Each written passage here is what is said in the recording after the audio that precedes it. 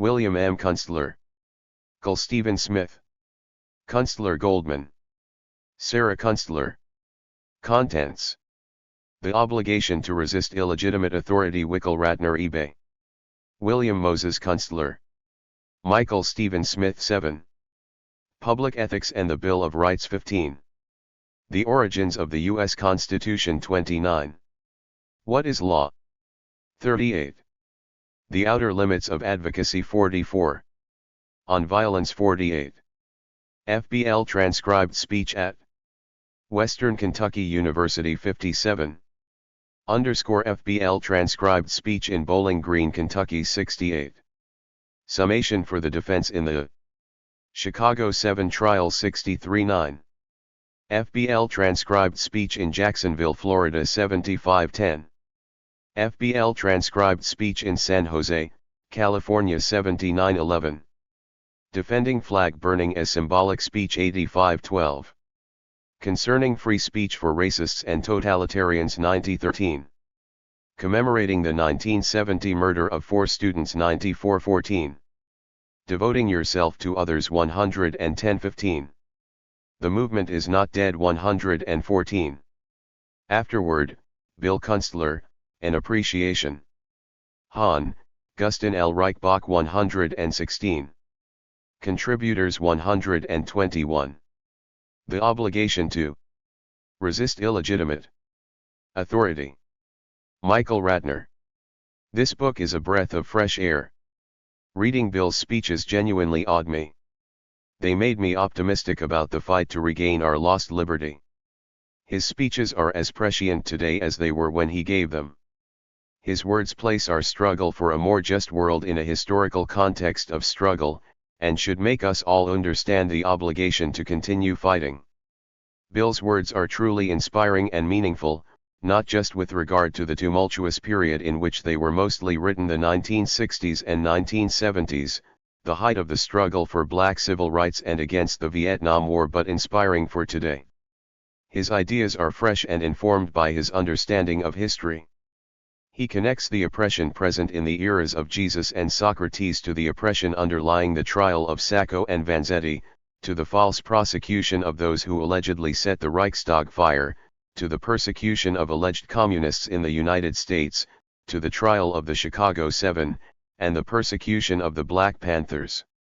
He sees oppression in the state killings at Attica, Jackson State, Kent State, Wounded Knee, and the killing of Fred Hampton. 2. In challenging oppression, Bill never succumbed to pessimism. Rather, he viewed oppression within a context of struggle. His true heroes were those who stood up against oppression, whether it was colonists participating in the Boston Tea Party or Native Americans fighting to regain their ancestral lands. The fact that throughout history people have stood up against oppression is what called forth Bill's optimism and solidified his belief that all who care about liberty have an obligation to act. These speeches call all of us to take action and to see ourselves as links in a great and historical chain of struggle. A number of speeches in this book illustrate how Bill's understanding of the role of law in the process of social struggle evolved. In his early days as a Westchester lawyer, and even when he represented Martin Luther King, Jr., he believed that law was a civilized means of settling disputes.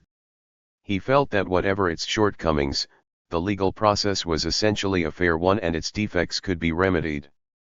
His thinking changed with the Chicago 7 conspiracy trial, which Bill called his personal Rubicon. After that trial, in which the trial judge sentenced Bill to more than 4 years for contempt of court, he no longer believed that law was a just system of settling disputes. Rather, from then on, law to him was a means of social control by the powers that be, who were determined, at all costs, to perpetuate themselves.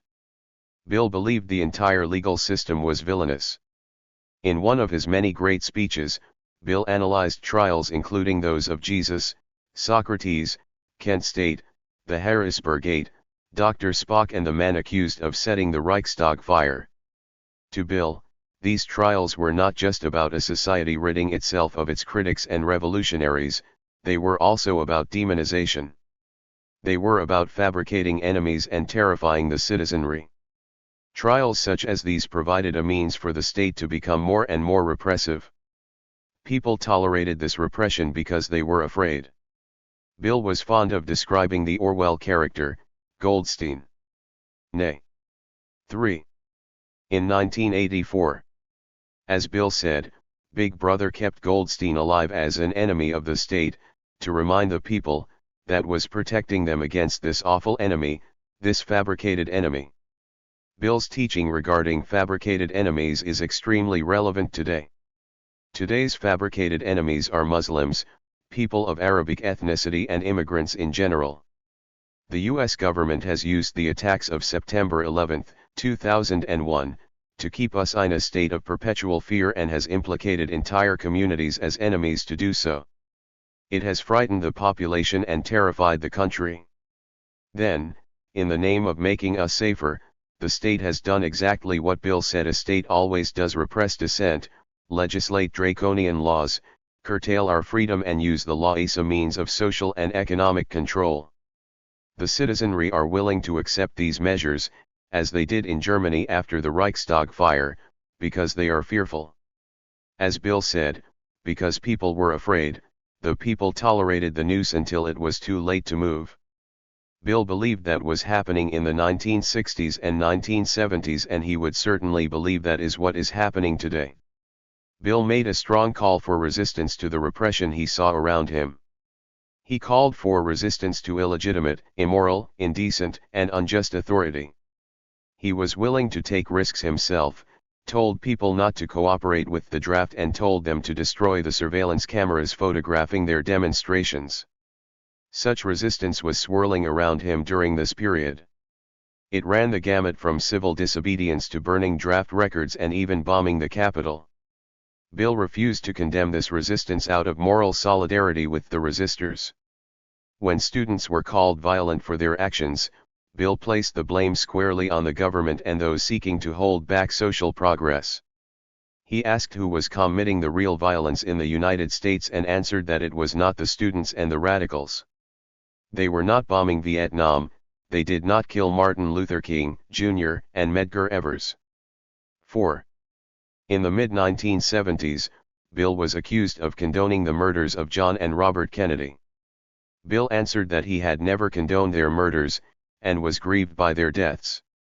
Bill believed that their assassinations happened because its leaders have plotted and used those means against others. He pointed out that the United States had engaged in invasions, brought death and destruction to hundreds of thousands of innocent people in Vietnam and taught a generation of Americans to murder. Bill's effort to connect violence in the United States with U.S. violence abroad was not popular. In fact, an attempt was made by a bar association to discipline him for these very ideas.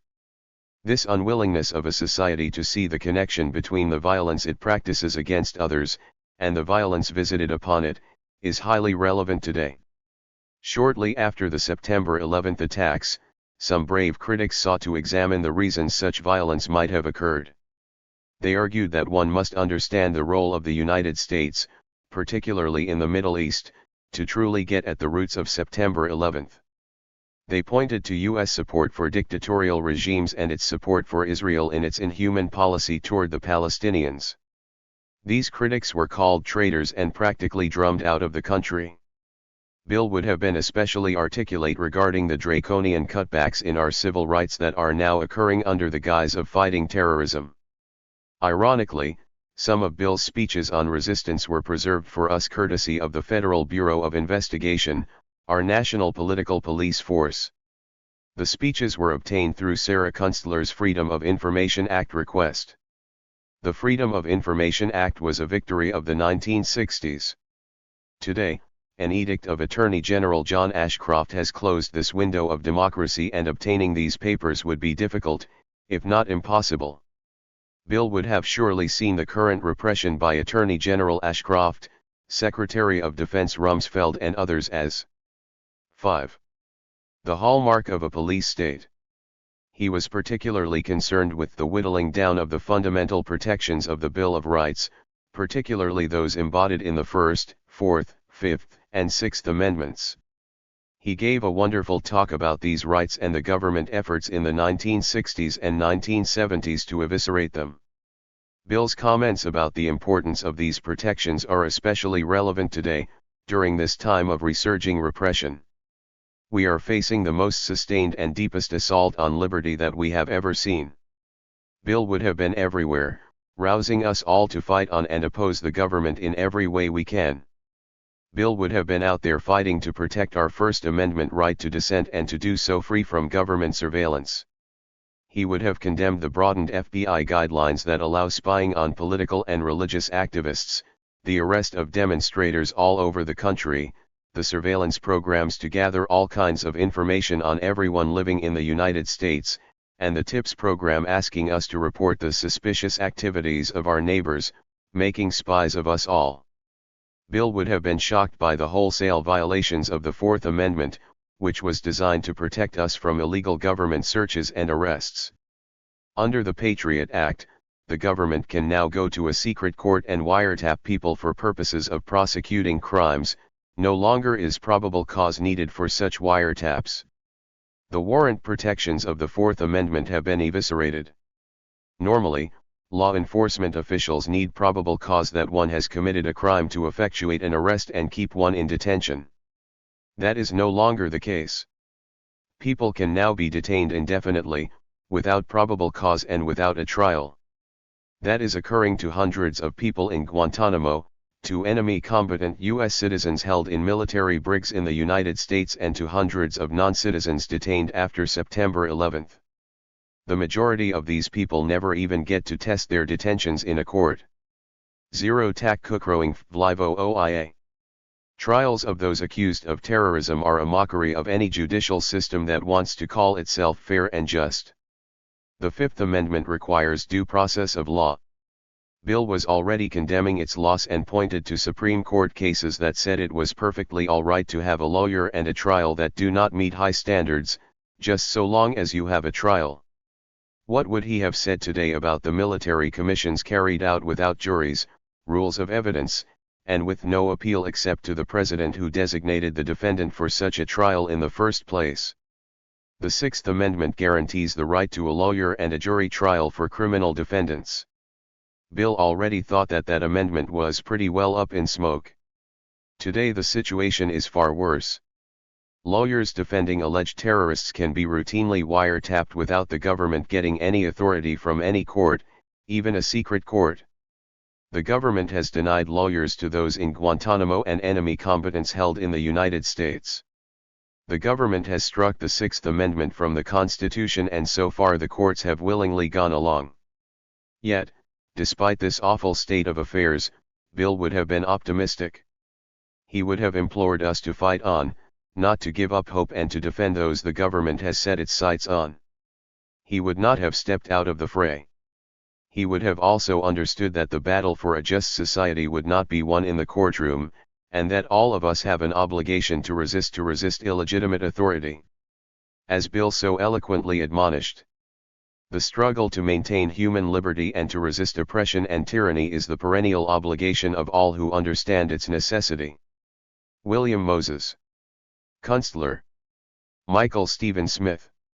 A month before he died, Bill Kunstler performed a stand-up routine at Caroline's Comedy Club in Manhattan. I wasn't surprised to see the announcement in the New York Times. He was entertaining and extremely funny. Recently, he had cracked up a bunch of us outside my office door with a terrific Groucho Marx imitation. His high spirits and irreverence, even about himself, rubbed off on people, making them feel good about themselves. Even though he was 76, he said he would never retire. Instead, he envisioned himself checking out while delivering a summation to a jury, sinking to the courtroom floor, clutching his notes. One of Bill's favorite stories came out of the Chicago 7 trial. Someone had mailed him a vegetable substance, and he immediately called its receipt to the attention of Judge Julius Hoffman. "What are you telling me for?" remarked the obtuse judge. "Do something with it yourself." "I assure you, Your Honor, that I will personally burn it tonight," Bill responded. I remember a talk that Bill gave on the death penalty at the New York Marxist School. As he was leaving, a group of people 8 gathered around him asking for his address. "Here is a get out of Yale free card," he offered, producing several business cards from his wallet and handing them out. I met Bill for the first time in 1966, when I was a law student at the University of Wisconsin. Although he was a generation older than I, we were radicalized at the same time. Hundreds of lawyers like myself, products of the 1960s, many in the National Lawyers Guild, strongly identified with and were constantly inspired by Bill. He spoke at the law school about government repression, using the metaphor of silken threads descending and strangling. The honorarium was $1,000, which I was happy to help get for him, and which went from his hands directly into the movement, as usual. I saw him some years later at the City Hall subway entrance. His hand came up from his pocket empty after fishing for a token. "Here," I said, offering him a token and putting it in the slot. "Now it is $1,001, he replied, as he walked through the turnstile. On another occasion, Bill was at my office for a deposition. This time, he was the defendant. Michael O'Neill of Syracuse and I had the good fortune of defending him against a trumped-up legal malpractice action. Bill charmed the socks off the opposing attorney, a guy who had flown up with his associate from Washington, D.C., and who had paid a whole lot of money to have Bill's testimony videotaped. The deposition, with Bill sitting at the end of the table on camera, lasted all day. The D.C. lawyer did not lay a glove on Bill, who remembered in detail events of 8 years past. Then, the damnedest thing happened. When Bill got through cleaning the fellow's clock and the deposition ended, the D.C. guy who had told us during the course of the hearing that he had earlier worked for the Federal Bureau of Prisons as the assistant to the director got up from the conference table, leaned over, and hugged Bill. And you know, despite Bill's feelings about the Bureau of Prisons, he bore the D.C. guy no personal malice. He hugged him back. Indeed, during the course of the entire morning and afternoon of the deposition, when Bill was being sued for a telephone number that, if enforced, would have wiped him out, Bill had nothing but kind words to say about the plaintiff, and he sincerely meant it. Incidentally, Bill had lost a letter he had written to the plaintiff. Had Bill been able to produce the letter, the plaintiff's bogus suit would have been shown to be groundless. But he could not find it. "Just say what you had written in it," I volunteered, figuring that any stick would do to beat a dog. But Bill would not do it, and then, as if to show that virtue is sometimes more than its own reward, several weeks later Bill found the exculpatory letter. Bill's 75th birthday party at Gus's Place, his favorite village restaurant, was so full of laughs that I was left reeling. He talked about his early childhood in Harlem and told of being a mischievous troublemaker, a real pisser, Peck's bad boy, as he put it. Truly, as Milton wrote, childhood shows the man, as morning shows the day. Bill went on to relate a story about himself. He had been representing the mobster John Gotti, and he was invited out to dinner with Gotti and his crowd. Bill was asked at the restaurant if he would please make a toast.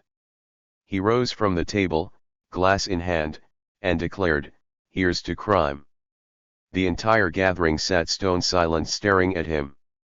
Bill then exited. After he left, they all fell out. Bill first got involved in the civil rights movement by representing freedom fighters from the North who helped desegregate interstate travel. He stayed committed to the black struggle for 4 decades until the end of his life, representing Martin Luther King, Jr., as his personal attorney for 6 years. He also represented Malcolm X's daughter.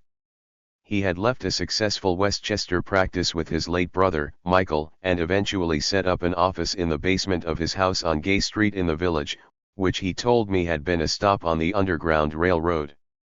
With characteristic courage, Bill confronted a Supreme Court 40 judge, saying he was a disgrace to the bench because of a racist ruling he had made. The judge then lodged a formal complaint against Bill with the Character and Fitness Committee of the bar, asking that Bill be disciplined. Bill found himself in the courthouse in downtown Manhattan. The room was packed with his supporters. Bill spoke about his beliefs and his life: DeWitt Clinton High School, Yale, Phi Beta Kappa, Army Major, World War II in the Pacific, Bronze Star, Columbia Law School. Morton Stavis, Bill's good friend and president of the Center for Constitutional Rights, elicited more of the details on Bill's accomplishments. Then Bill concluded with speaking about his representation of the Attica brothers, Fred Hampton, Assata Shakur, the Harlem Six and Larry Davis. He spoke of his friendship with Malcolm X, whom he admired immensely. The effect of Bill's testimony on me and everyone else in that room was powerful and deeply moving. We are in the presence of a great and fine American, I thought at the time. The panel must have thought similarly, because when their disciplinary decision came down, it hardly amounted to a slap on the wrist. Bill Kunstler's legal accomplishments in the defense of African Americans and democratic rights are of great historical significance. Bill undertook cases, as he would say, to make a point and educate people. Fees were not important to him. Often, he did not charge any fee at all, and when he did, he never kept very good track of it. On wealth, he said, just get enough to live on. Animals that overeat die. On his career of litigating, he said in a 1993 interview, overall, I never counted, but my lifetime batting average is probably better than Willie Mays. His victories included Percent Trial Counsel, Stokely Carmichael v. Allen S. Trial Counsel, McSorley v. Ratliff 8 Trial Counsel, U.S. v. Berrigan Percent Trial Counsel, U.S. v. Dellinger * 3 Trial Counsel, U.S. v. Dennis Banks and Russell Means. 8 Trial Counsel, U.S. v. Sinclair. 8 Trial Counsel, U.S. v. Butler and Rabat and Appellate Counsel, U.S. v. Leonard Peltier 3 Appellate Counsel, Texas v. Johnson and Eichmann et al. Foreign empires, like people, don't change with age. My Aunt Lil used to say, as people grow older, they don't change, they just get more so. The U.S. empire became more so after its success in 1991 in overturning the Soviet Union and Eastern Europe, more precisely, in restoring private property relations in place of nationalized property, the last vestiges of the Russian Revolution. The U.S. empire is now referred to in the media, unashamedly, as imperialist. The swelling imperialist domination abroad was necessarily accompanied by a tightening of social control at home. Following the tragedy of 9/11, the USA Patriot Act was hastily pushed through a cowed and fearful Congress. Members voted on the 342-page bill, which was largely a compilation of past proposed legislation, that had failed because of its encroachments on civil liberties, without even reading it. The American Civil Liberties Union received phone calls from congressional aides afterwards asking what they had voted for. This was followed by the construction of the 170,000-person-strong Department of Homeland Security. Shortly thereafter, the Terrorist Information Awareness Program was set up under the aegis of the Pentagon in order to establish a giant database on U.S. citizens. Bill Kunstler both anticipated and resisted these police state assaults on our liberties. Possessed of a sonorous, compelling, bass voice, able to call up from memory references from art history, poetry, and prose, Kunstler was one of the great speakers of his time. Like his contemporary, the magnificent orator Malcolm X, who Bill knew and greatly admired, Bill was widely sought after as a speaker and listened to, especially by young people. With the modern media being what it is, and with Bill's expert use of it, he probably had more of an impact on more people in his time than Clarence Darrow had in his. Bill was featured on Face the Nation, The Today Show, Good Morning America, 20/20, 60 Minutes, Primetime Live and The Donahue Show, to name a few. He was a guest on countless radio programs throughout the country. He was even a member of the Screen Actors Guild, playing the role of Jim Morrison's attorney in Oliver Stone's The Doors and the role of the judge in Spike Lee's Malcolm X. Bill was also a consultant to Oliver Stone for In the Spirit of Crazy Horse. Bill wrote articles for dozens of law reviews and magazines. He also wrote 13 books. In 1941, his first book of poems came out, Our Pleasant Vices, which was followed by 2 others, Trials and Tribulations and Hints and Allegations. He wrote 2 books on the technical aspects of legal practice, and even produced a bestseller. Bill's book on the civil rights struggle of the 1960s, Deep in My Heart, is dedicated to several hundred fellow attorneys who went south for the struggle. Bill had no funeral. He wasn't religious. Religion to him was superstition. Being part of a sect was too narrow and confining.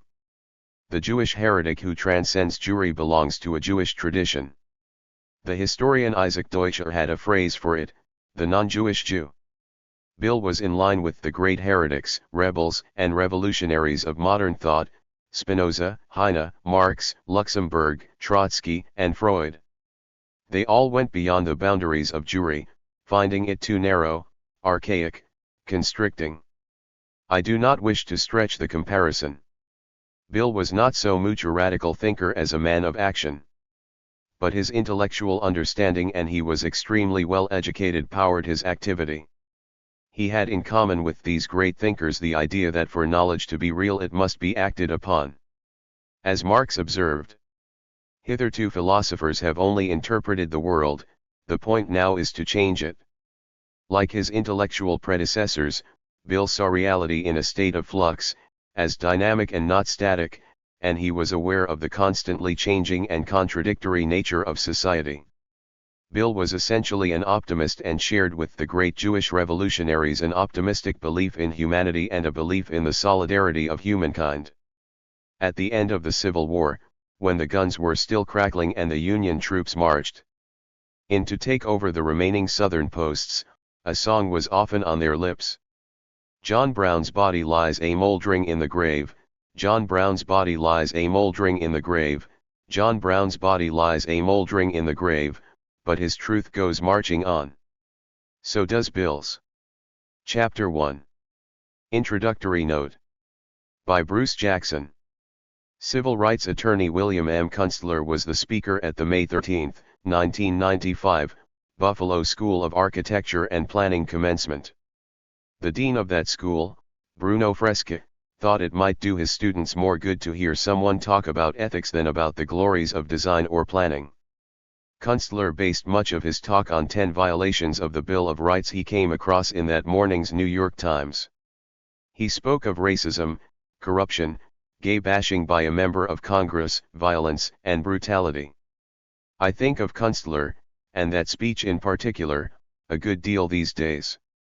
I think of them when I read articles in the New York Times about teenagers locked in federal jails with no formal charges they might answer, Texas officials fighting to keep in state prison dozens of blacks from the town of Tulia they know are totally innocent, federal prisoners facing secret trials with no access to lawyers or their own families, the concentration camp for prisoners of war maintained by the U.S. government in a naval base in Cuba, a Pennsylvania senator saying it's okay to be gay but not to do it, protesters locked up by federal agents merely for standing with 16 placards where President Bush might happen to see them, Attorney General Ashcroft and his minions secretly polishing Patriot 2, Bush administration officials insisting that criticism of them in a time of war is traitorous and the same officials vowing a never-ending war against the world's evil, here and abroad.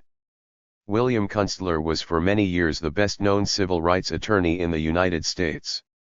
He had, since he first represented Freedom Riders attempting to integrate interstate buses in Mississippi in 1962, been a central figure in nearly every major civil rights case. Because many of his early clients are now American heroes, it is easy to forget that at the time Kunstler represented them, most were American pariahs. He represented or worked with Martin Luther King, Jr., Lenny Bruce, Malcolm X, Philip and Daniel Berrigan, H. Rap Brown, Stokely Carmichael, Adam Clayton Powell, the Chicago 7, Jack Ruby, Attica prisoners, Black Panthers, Wounded Knee Indians and countless others. Bill Kunstler was a warrior who elected to fight in the civil atmosphere of the courthouse rather than the streets. He had earned his choice. In World War II, he was awarded the Bronze Star and the Purple Heart. He saw corruption and ineptitude and laziness and malevolence in our government, but he adored the ideas of human rights underlying our system of government. He believed passionately in the Bill of Rights. Those amendments to the U.S. Constitution were, to him, a sacred text, and he was outraged and energized by attempts to dilute or abrogate the freedoms they guaranteed. Every generation has its time to struggle, Kunstler told those 1995 architecture graduates. There are no green pastures. This was one of the last public addresses William Kunstler gave. He died 4 months later, on September 4, 1995. Commencement remarks to the School of Architecture and Planning State University of New York at Buffalo, May 13, 1995. There are 2 firsts for me here today. I haven't had one of these academic gowns on since I left the sacred precincts of New Haven and Yale University to join the U.S. Army in 1941. Secondly, I haven't been called honorable, I think, by anybody in this country at least, for the last 40 years.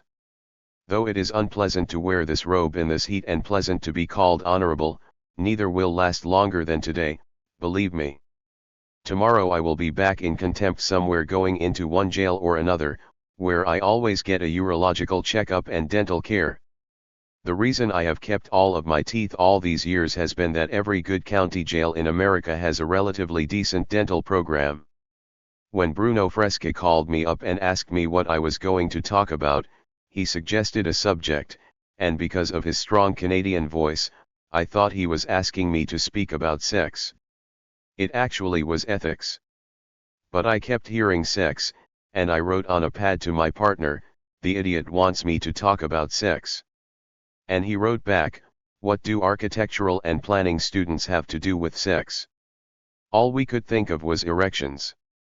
But then it came through loud and clear that what he was saying was ethics and not sex.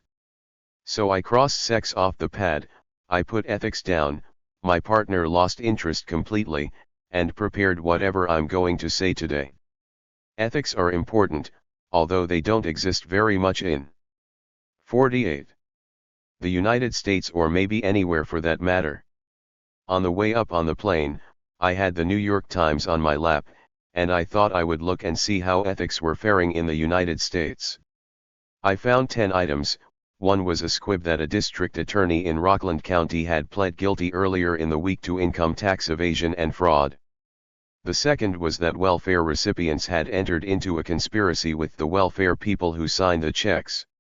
They were receiving checks for $250,000 in some instances, and the total defrauding of the welfare system of the city of New York was $2.2 million. The third item was a New York City police officer pleading guilty to 3 counts of cocaine possession. The fourth was the execution last night of a hopelessly insane man in Alabama by electrocution. The fifth was a New Orleans police officer, a woman, alleged to have killed 3 people in a Vietnamese restaurant in that city while 2 of them were on their knees begging for mercy. The sixth was a Jersey City police officer suspended for killing a man in custody by beating him about the head so seriously he went into a coma and died yesterday. The seventh was a divorce lawyer who had hired a thug to break the leg of his opponent, another divorce lawyer, in a contested divorce proceeding. The eighth was Kay Wall, who had been appointed by Governor John Rowland of Connecticut to the Board of Education of the state, which Governor Rowland had turned into all white now from 3 blacks, 1 Hispanic and 1 white. But she was forced to disclaim her appointment because she had made an unfortunate remark that people would love her if she were black, had black hair, was 20 pounds heavier and came from the ghetto of Hartford. Because of that remark, she withdrew her nomination. The ninth was a congressman referring to gay people as homos. SE Public Ethics 19. And the 10th was another congressman referring to Waco, that unfortunate tragedy at Waco, Texas, 2 years ago, a subplot of Bill Clinton, and referring to the federal officers involved as thugs in jackboots. These 10, in one paper only. The word ethics apparently has very little meaning in the body politic. Bruce Jackson referred me to a poem by John Berryman called World Telegram, where he read in that newspaper all of the terrible things that had happened on May 13, 1939. This is the final stanza of that poem. News of one day, one afternoon, one time. If it were possible to take these things quite seriously, I believe they might curry disorder in the strongest brain, immobilize the most resilient will, stop trains, break up the city's food supply, and perfectly demoralize the nation. He was doing in 1939 what I am doing here today.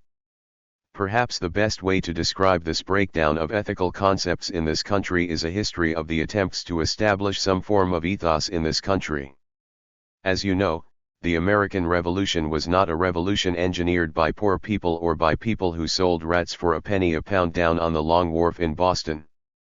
It was engineered by the wealthy who wanted to transfer the power of wealth from London to New York, Philadelphia, and Boston. The people who fought it were those people who sold rats on the Long Wharf, the tinsmiths, the blacksmiths, and so on. But those who gained the most from it were the wealthy, the slave owners. They met in Philadelphia in 1787. They met at what's called Independence Hall, designed by a very famous lawyer, Andrew 20. Hamilton, who defended John Peter Zenger in that famous freedom of speech trial in 1735 in New York. They blacked out the windows with paint, so that no one would know they were going to violate their orders from those who sent them there by writing a new constitution and not reforming the Articles of Confederation, which was why they had been sent to Philadelphia. They were so afraid that people would find out what they were doing that they had Benjamin Franklin followed home every night and then followed from his lodgings to Independence Hall, because old Ben liked to tip a glass or two at the local tavern and they were afraid that he would give away the story before it was ready to be given away. They worked all summer and they evolved this document. The document is fine. It sets up a tripartite form of government, and so on, but it says nothing about human rights whatsoever. And while they were talking about the supremacy clause in that document, somebody stood up and said, "How about a Bill of Rights?" This man was George Mason of Virginia. They voted on it. They voted 12-1 against a Bill of Rights. The only one that didn't vote against it was, strangely enough, North Carolina. I guess those delegates from North Carolina would be very surprised to see that the man who sits in the U.S. Senate from that state today is Jesse Helms. They voted again. Again, 12-1 against a Bill of Rights. And so, Mason left the convention, joined by John Randolph of Virginia and Elbridge Gerry of Massachusetts. The Constitution went out for ratification and they were so afraid that it would not be ratified that they made a 2/3 vote the ratification number, rather than unanimous. 5 states immediately ratified, Georgia and Connecticut among them. But the big states of Virginia, New York and Massachusetts did not ratify immediately. In fact, as you know, the Federalist Papers were created by Hamilton and Jay and Madison to try to sell the Constitution to the New York ratifying convention. Finally, Massachusetts, meeting in the Long Wharf in Boston and led by Elbridge Gerry, had an idea. Massachusetts will ratify if you agree to have a Bill of Rights in the first Congress. There was agreement on that score and the 3 big states voted narrowly, 3 votes in New York and 10 in Virginia, and the Constitution became law. There was an election, George Washington and John Adams were elected president and vice president, and a Congress was elected. It met in Federal Hall in 1791 and there was a vote on a Bill of Rights. After thrashing it out for months, they finally got a Bill of Rights. The Senate voted that it should not be binding on the states, the House voted that it should be binding on the states. The Senate won. It went out for ratification. Virginia ratified on December 15 of that year, and that became the anniversary year of the Bill of Rights. It had 12 amendments. The first 2 were meaningless for present purposes, they were never voted in. They had to do with salaries for representatives and senators. You can see what was on their mind with reference to what came first. The third, freedom of speech, became the first, and so on. And this great ideal of the revolution, theoretically at least, became the Bill of Rights. We were the first nation on earth to have crystallized human rights in a document that was binding at least on the federal government. And yet, over the years it has been demolished, amendment by amendment by amendment. One after the other, you've had these terrible onslaughts, until today, the contract with America. As you know, the lunatics are running the asylum these days. The contract with America takes out of the Bill of Rights the Fourth Amendment entirely. It consecrates all searches and seizures, whether there is or isn't a warrant, with the phrase, if the constable believes that he or she was acting constitutionally. That obviates the application of the Fourth Amendment. The Fifth Amendment with its due process of law, this. 22. Execution in Alabama yesterday of an insane man who did not even know he was being executed will show you how far the inroads go into the Fifth Amendment. You also know that they are executing 15 and 16-year-olds, and they are going to work on 14-year-olds very shortly. We have become the charnel house of the Western world with reference to executions. The next closest to us is the Republic of South Africa. We are the only nation in the Western world to have capital punishment today. All of Western Europe has abolished it. On the Sixth Amendment, we have taken lawyers away from their clients. Just witness John Gotti losing his lawyer, Bruce Cutler, on the eve of trial. We've utilized all sorts of devices to neutralize lawyers across the country, such as contempt citations and Rule 11 of the Federal Rules of Civil Procedure, which gives them the right to penalize lawyers, fine them, if some judge says the civil rights action you brought should not have been brought. I stand before you, the recipient of a $125,000 fine, the head of the NAACP Legal Defense Fund, $40,000, the Christic Institute, a Roman Catholic civil rights legal and educational foundation, $1 million and out of business today. I could go through all the amendments, one by one, and you would see how the first has been whittled down. Doctors, for example, are not permitted to tell patients who are before them of the option of abortion. The Second Amendment is very lively, of course. The only ones who subscribe to it are members of the National Rifle Association.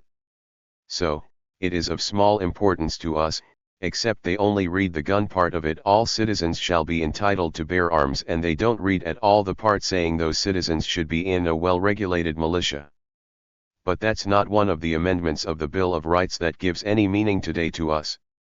The third doesn't either. That's about quartering troops in private homes.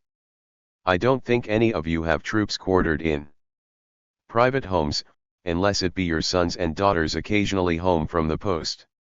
The Fourth Amendment was so vital to the colonists, because, you will remember, the King of England issued what were called writs of assistance, open-ended search warrants. They lasted as long as the king lived, and all the constable had to do was fill in the name. There was a famous case in Boston in the 1760s where James Otis, a fiery lawyer, defended 68 ministers to try to end writs of assistance. John Adams was a young lawyer in that courtroom, and when he heard Otis address the court, he said, "Then and there was the child independence born in that courtroom." In any event, it was so important to them, they enacted the Fourth Amendment, no unreasonable searches and seizures. But now, it has been dribbled away, bit by bit. The Fifth Amendment, I've already mentioned due process. The Sixth Amendment, right to counsel. I've already hinted at it, and this is not a law school chess, so we don't have to go into all the details. The seventh doesn't mean anything to you. It has to do with juries and civil trials. The eighth is the amendment that talks about unreasonable penalties, bail and so on. We've completely eliminated that. Our penalties are draconian, from the death penalty to sentences of life imprisonment for possession of cocaine, for example, and the famous 3 strikes and you're out concept of the contract with America. And bail has gone out the window.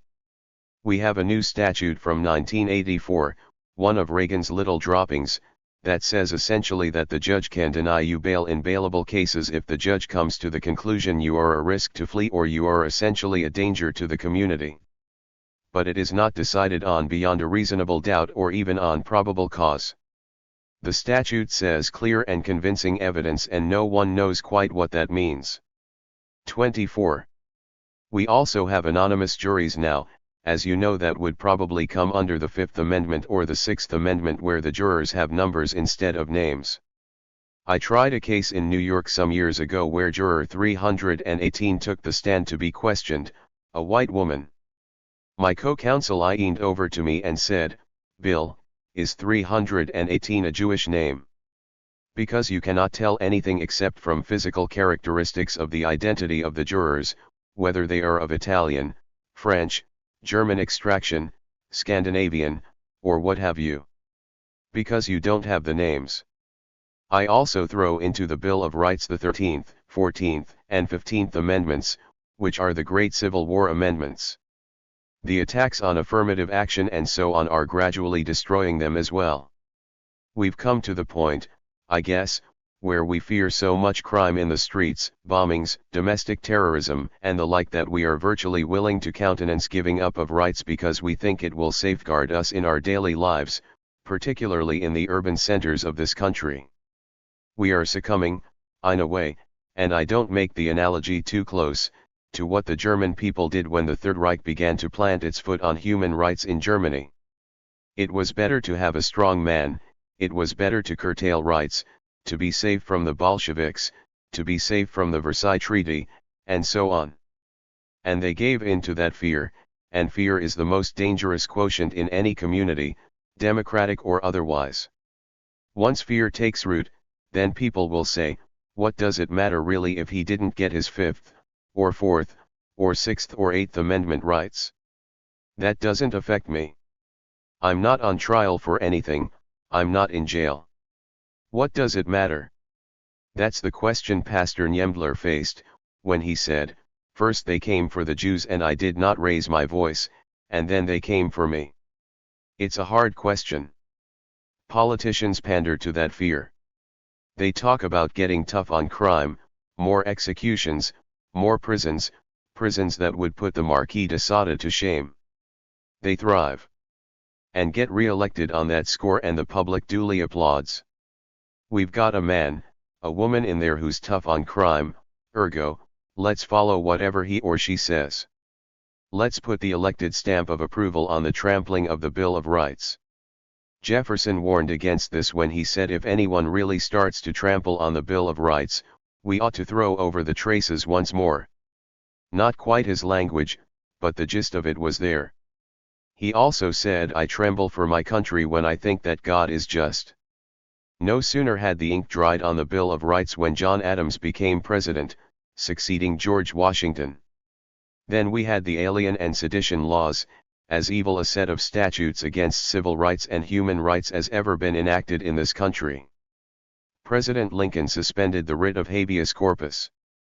The know-nothings take control from time to time. All sorts of things are done that show how weak and fragile this Bill of Rights is. Last night I watched Judge Ito cry on television when he attended an anniversary meeting of the time when Japanese American citizens of this country were snatched from their homes and put in concentration camps, their property confiscated for the sole reason that they were Nisei, American citizens of Japanese ancestry, and that was countenanced by a supine Supreme Court as being perfectly valid and constitutional. Slavery was countenanced by another supine Supreme Court as being perfectly constitutional. Segregation of the races after the Civil War was countenanced as being perfectly constitutional. So we have these terrible lapses, because the ethics, the ethos, somehow vanishes in the exigencies of the moment, the perceived exigencies of the moment.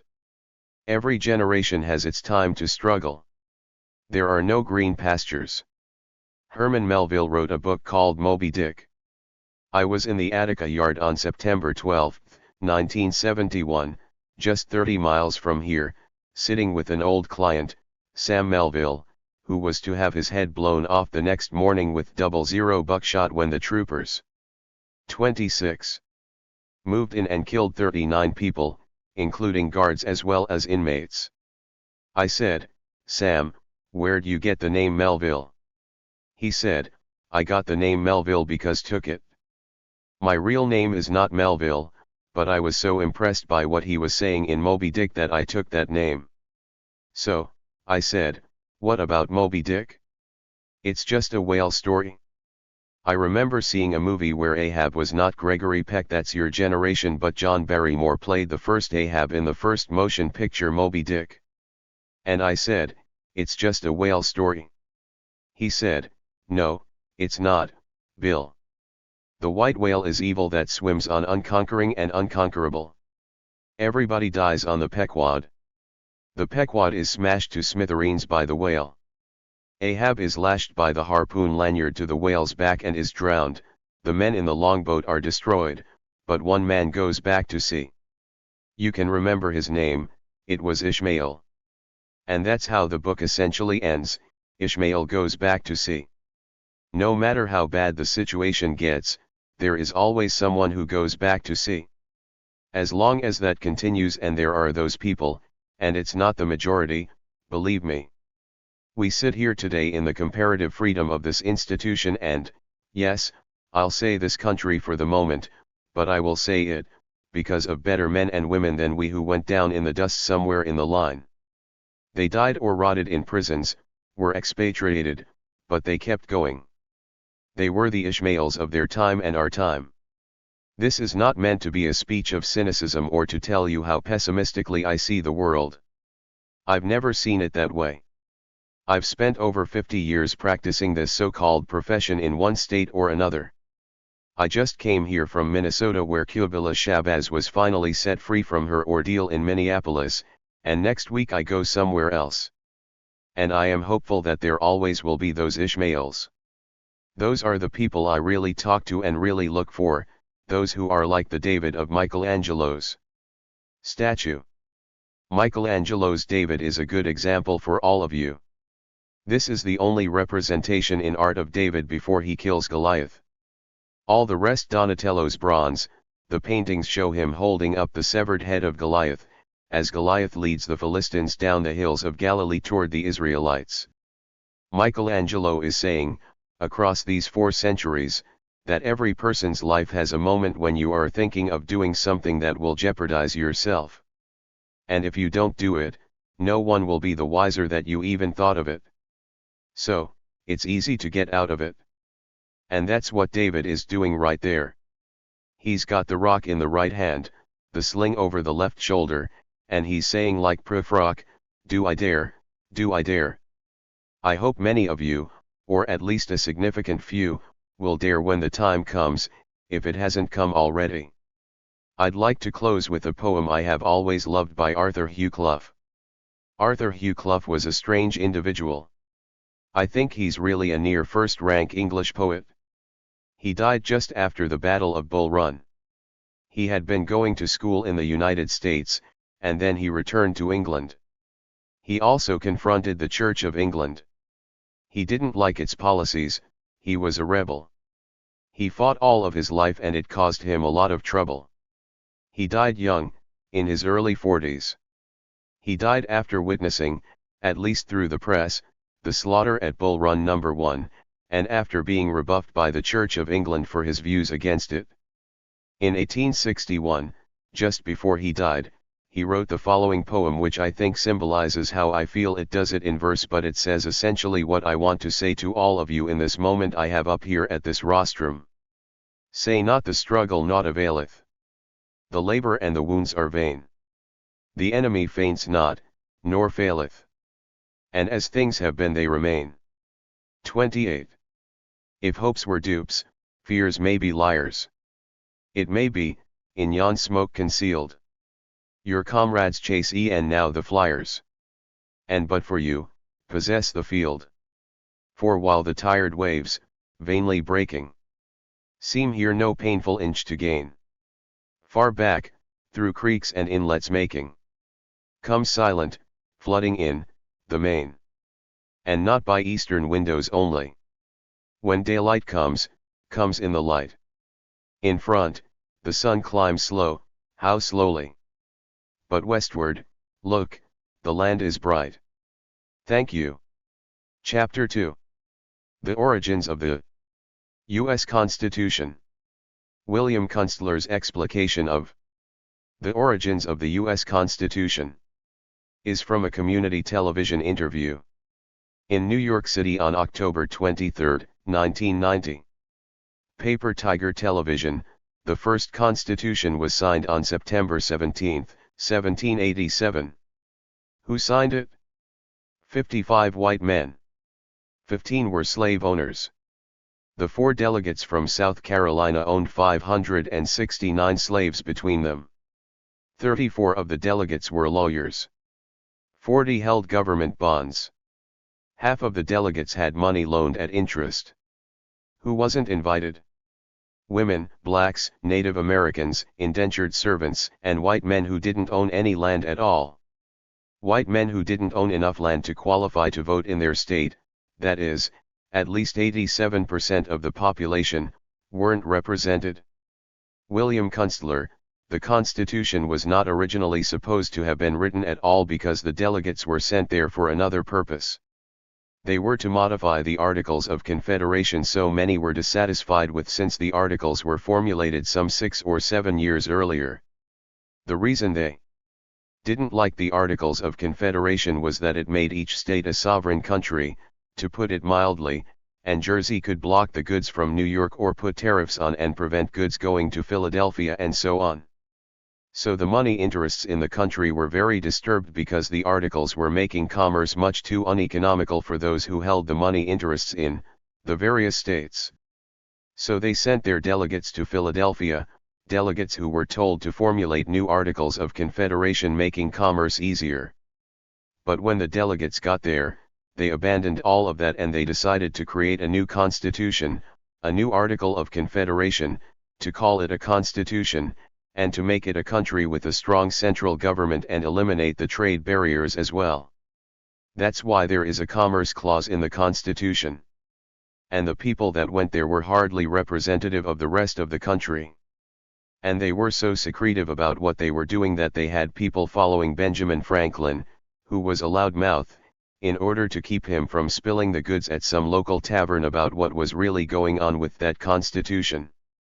A great many of the aristocrats didn't attend, such as Thomas Jefferson, whom you might expect to find there. George Washington was sort of the chairman of the board during the writing. But the writing was done mainly by 5 or 6 people. And these 5 or 6 people, Hamilton, Madison, Jay, and so on, designed a strong central government with a strong hinge on keeping the economic commerce flowing in the country. But the document that they created was one of so many compromises, between equality and slavery, for example, that it essentially had the seeds of its own destruction written into it. For example, 3/5 of all black slaves were to be counted in the southern states for representation in Congress by members of the House of Representatives. That meant that each black was 3/5 of a human being.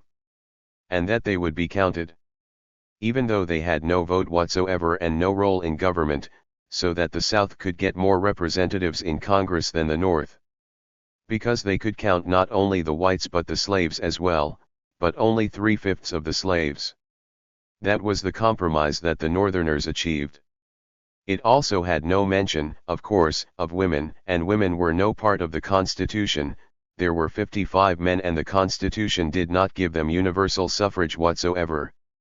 That wasn't to come for more than a century and a half in the future. It also did not end the slave trade. It kept slavery going as an institution and perpetuated the slave trade for another 20 years. It wasn't to end until 1808. And of course it did nothing about abolishing slavery at all. That took 1 million lives between 1861 and 1865 to accomplish that job. It did not guarantee anything to indentured servants who were in essence slaves as well, except that they received some sort of wage but couldn't move freely from their jobs because that was the price of passage across the Atlantic. And it did nothing for the Indian nations whatsoever. It mentioned the Indian tribes and nations, but gave them nothing whatsoever out of the Constitution. It was a white man's creation, a white man's document. But there were people there at that convention, like George Mason for example, who did have some feeling for human rights. And therefore the idea of a Bill of Rights was born.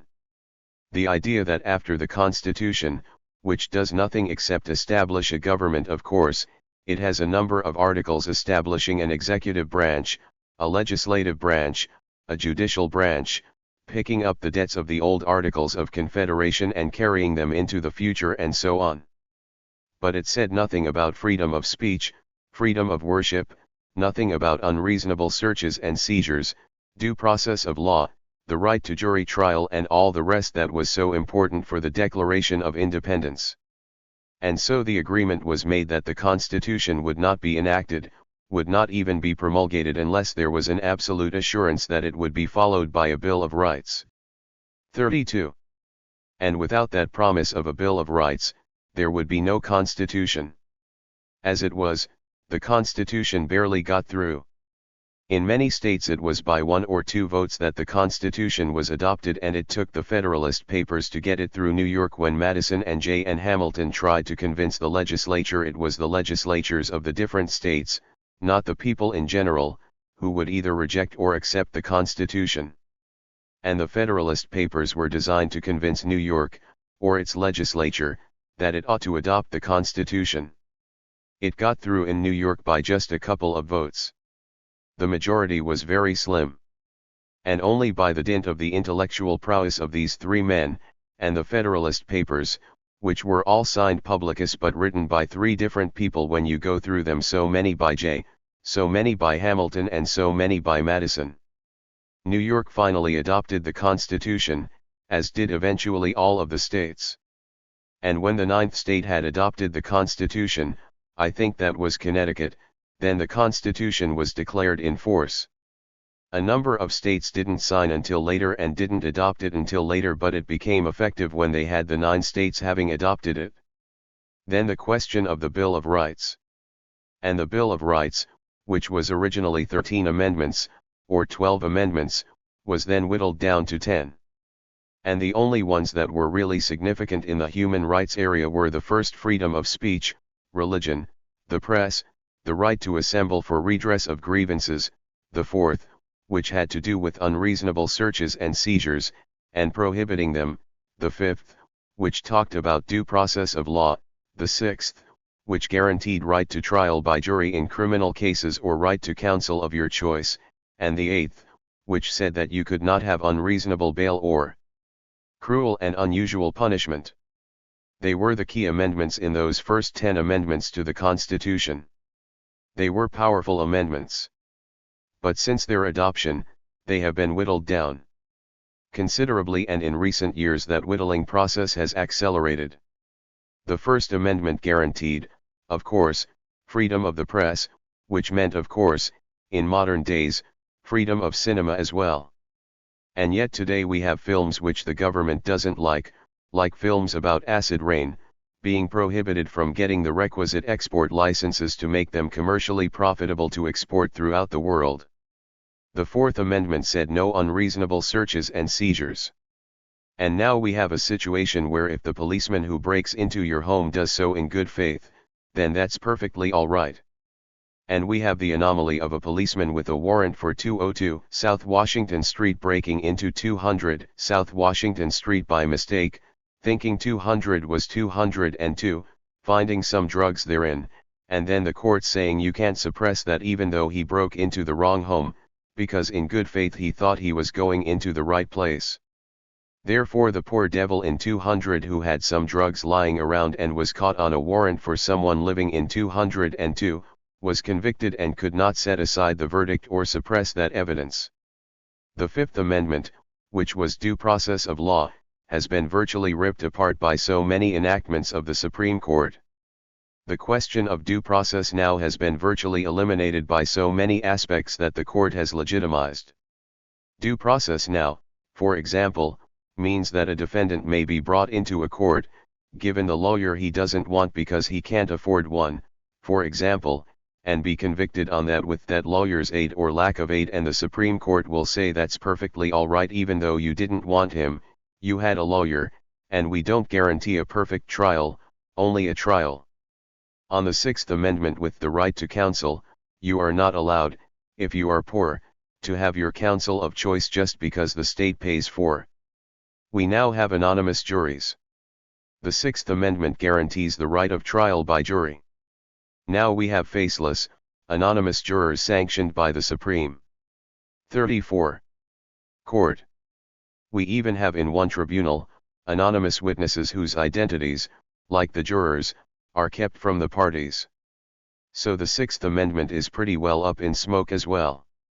We have under the Eighth Amendment, which guarantees bail, reasonable bail in almost every case. We now have preventive detention, which means essentially that you can be detained in jail prior to trial simply because some judge says you are too dangerous to let out, even though you haven't been convicted of any crime. And we have in the case of Hartford, Connecticut, 16 people desiring independence for the island of Puerto Rico, 2 of whom have been kept in jail now into their 3rd year and 9 of whom were kept for a year and a half, on the basis of preventive detention, which the Supreme Court has just sustained. So the Bill of Rights is gradually being eroded under that Eighth Amendment, with reasonable bail being required. We now have of course exorbitant bail, $1 million, $2 million, mainly for radicals who are caught up in the toils of the law. And talking about cruel and unusual punishment, we have the death penalty, now being brought to life after a brief hiatus, being brought to life in so many states that we have, I think, over 1,300 people on death row. We are executing now people who are juveniles, we are executing women, we are executing so many people in the minority areas, so many more blacks than whites, for example. And as you know, the Supreme Court has just ruled not that blacks are 3/5 of persons anymore, they are 1/5 of white persons, because even though the statistics showed that blacks who were victims, the perpetrators or killers of blacks, were 80% less likely to receive the death penalty than when the victim was a white. That means that if a white was murdered, that life had 4/5 more value than the life of a black or a Latino or an Oriental or an American Indian. So we have that aspect of the Supreme Court and the right to privacy, which is so important to our lives. Probably one of the most important rights is the right to privacy under the Bill of Rights. We now know that gay and lesbian people don't fit within that category, and the Supreme Court has sustained sodomy statutes in Georgia, and that means everywhere else in the United States, against consenting adults who are gay, and does that on the grounds that essentially there is no right of privacy for certain elements of the population. So our Bill of Rights is vanishing bit by bit inexorably, and the Constitution is, I guess, what Karl Marx once said about the 18th Brumaire of Louis Napoleon that he was asked to appraise. He read it and said, "This has glowing phrases, marvelous hyperbole." He says, "But I do not think it will be applied to all the people." And that's essentially what the American Constitution is. It is something that is not applied to all the people. It is applied, in essence, to corporate interests, and as many people know, the great 14th Amendment that came in after the Bill of Rights and after the Civil War, the amendment that guarantees equal protection among all peoples, that amendment has been the most fruitful help to the corporate structure in America, because corporations banged out the idea before the Supreme Court that they were persons under the 14th Amendment and therefore entitled to equal protection as well, which was used to kill all child labor laws, to end all restrictions on business, to end rampant capitalism, and so on. You have the 14th Amendment being used just the opposite, not to help people, but to help corporate America in its march toward a rapacious capitalism that has had the effect of destroying many people both here and abroad. The Constitution is what the judges say it is, said one observer, and that's essentially what we have got. The judges are the arbitrators, the last arbitrators are the justices of the Supreme Court. And when you get a Supreme Court such as we have now, that is a conservative, right-wing court, then the Constitution will be interpreted in a conservative, right-wing way. With reference to the Constitution, I wrote a sonnet about it to try to describe everything I have said here tonight, because the 3/5 of a man, all the other aspects are in this sonnet. And it reads as follows. No glowing word or phrase could ever hide that blacks were fractions of humanity. A faceless, nameless, unseen, unheard tide. To those who swore they loved equality. A million died to end hypocrisy. and bring the bondsman's error to an end. But then the courts concocted a decree. That separation was the proper trend. It took another 60 years before the ancient paragraphs received full sway. Today the promised freedom may once more have been suddenly interpreted away. This document, so filled with noble prose, must seem to some a trifle comatose.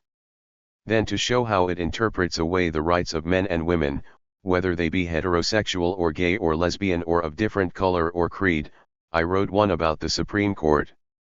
And I wrote it before it became an 8-person court, when it was still 9, but fortunately we don't see a Bork or a Ginsburg there yet. This is the poem about the Supreme Court. Each day precisely at the stroke of 10, they stream in hierarchical array into their seats, 1 woman and 8 men, to listen to the cases of the day. For some the Constitution is as dead as those who once spelled out its terms. For others still there is no greater dread than playing Jeremiah to the worms. Origins of U.S. Constitution 37. The rights and liberties of yesteryear, that centuries have barely kept alive, are preordained to fade and disappear by a majority of only 5. Distracted by the carpet's smooth threads, one hardly hears the falling of the heads. And that essentially is what we have today. We have a Supreme Court interpreting a dying constitution, at the same time as Justice Burger celebrates the birthday of that corpse. The rest of the story, I guess, will be written in the future. There is a struggle going on now as to who shall fill the 9th seat on the Supreme Court. The 9th seat is the important one. It is the swing seat, the seat vacated by Mr. Justice Powell, who was a conservative on one hand and liberal on the other. And while he was tough on so-called criminals, he at least kept the Constitution alive in the area of the Bill of Rights for people other than the law and order cases. And now the question is, a new nominee has replaced the 2 derelicts that were named by an aging president. We'll now wonder whether Anthony Kennedy, if he becomes Justice Anthony Kennedy, will in some way restore the balance that existed when Justice Powell was there. The hope is that that will happen, and that we will then begin a leftward trend that is already very evident in Canada, and that we will then begin maybe to have the winds blow again from the right direction. Chapter 3. What is law? Remarks of William M Kunstler in accepting the Thurgood Marshall Practitioners Award from the New York State Association of Criminal Defense Lawyers on January 27, 1994, at the Grand Hyatt Hotel. It is interesting, to me at least, that the awards given here tonight are to 2 Columbia Law School classmates who graduated from that illustrious institution almost a half-century ago. Since receiving our Lee.B.S., however, we have gone quite different ways, Jack to a long tenure on the federal bench and I to a career as an attorney, on both the civil and criminal side, for the inside and outside agitators, dissidents, revolutionaries, and other assorted pariahs of this, our common land. The difference in those routes is what I would like to discuss briefly, but hardly exhaustively, here tonight. I am certain that the judge's outlook on the law is far different than my own. To him, I am sure, it is the considered response of a civilized society to the problem of reaching reasoned conclusions to disputes between the state and its citizens and among the latter themselves. Whatever its shortcomings, they are patently aberrational and remediable. To me, however, it is, in fundamental essence, nothing more than a method of control created by a What is law? Equals 39. Socio-economic system determined, at all costs, to perpetuate itself, by all and any means necessary, for as long as possible. Clarence Darrow put it even more expansively, 58 years ago, when he said there is no such thing as justice in or out of court. In the beginning, I hardly felt this way.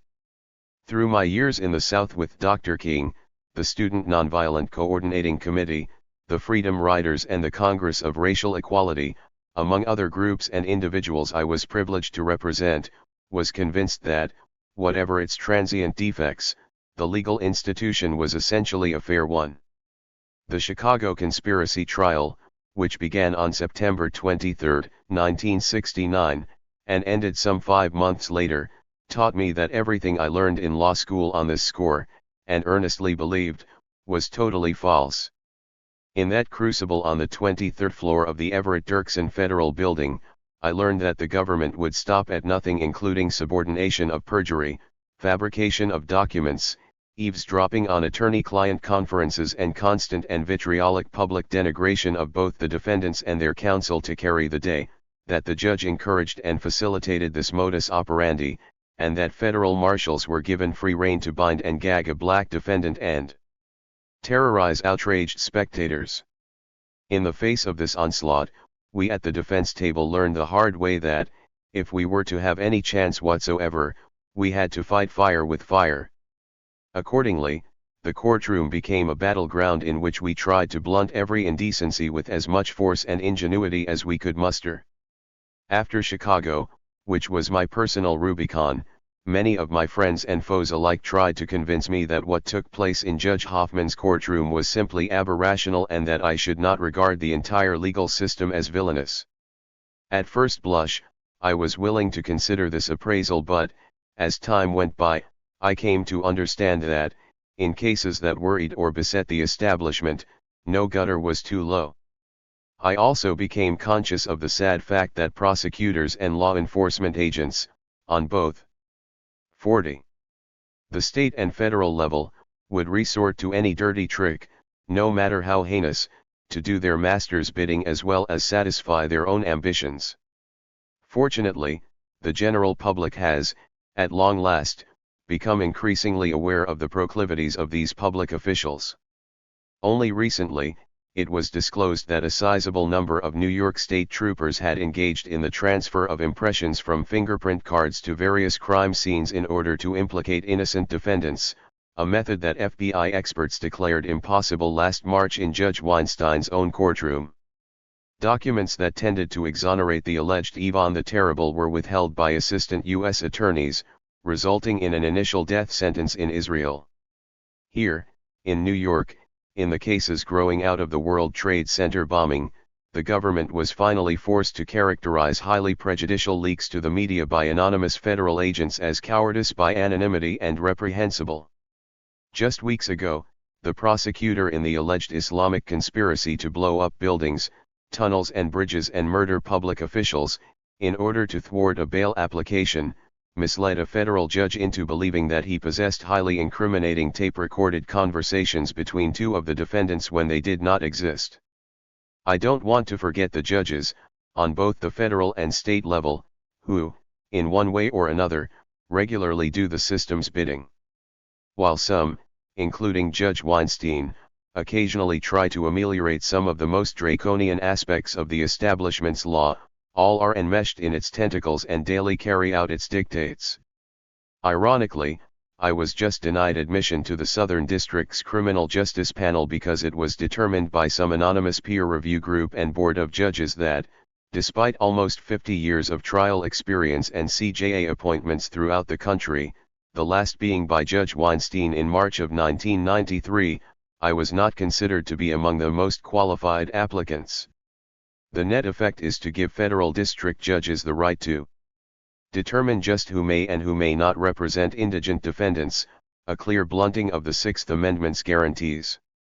Last month, a newspaper columnist bemoaned the fact that most lawyers had lost what he denominated their passion and had become merely high-priced tools of the economic system. Justifiably, lawyer bashing has become a staple on the late-night talk show circuit and in cocktail party repartee.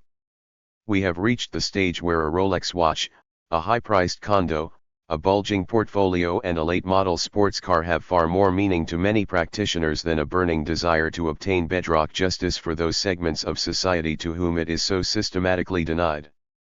We are allied, as officers of the court, with the judges and the prosecutors, when we should be exclusively officers of the client.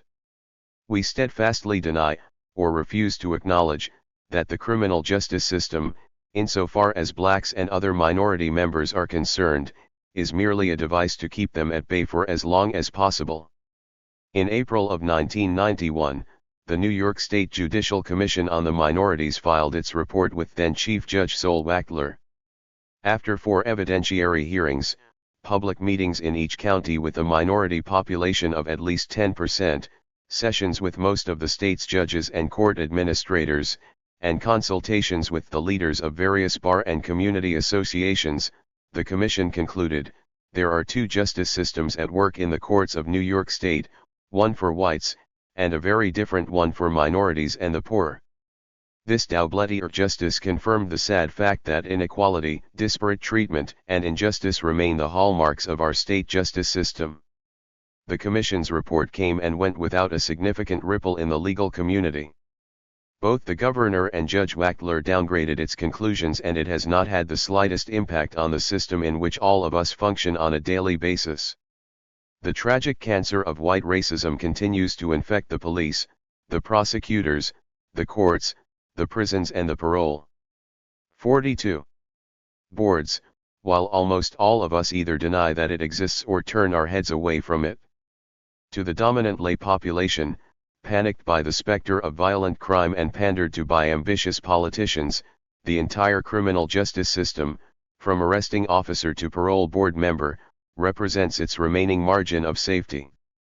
If the Constitution or the Bill of Rights threatens to cause any breach in the barricades, they must be disregarded. As the detective protagonist in the television series, NYPD Blue, informs one of his uneasy subordinates after using dramatic threats of violence to wring a confession from a suspect, there was nothing unconstitutional about what I did because the man was clearly guilty. Our vaunted rights and liberties have become naught but inconvenient technicalities that stand foursquare in the way of neo-frontier justice. Good faith excuses Fourth Amendment violations, preventive detention and draconian forfeitures and sentences negate the Eighth Amendment. The Sixth Amendment right to counsel is but a myth of the past, and due process has given way to the virtues of expediency. It is ironic that I, a white man, should be given the Thurgood Marshall Practitioner's Award when we, as a nation, are busily engaged in dismantling his life's work. His antithesis now occupies his seat, while his words are relegated to the scrap heap of yesterday's oracles.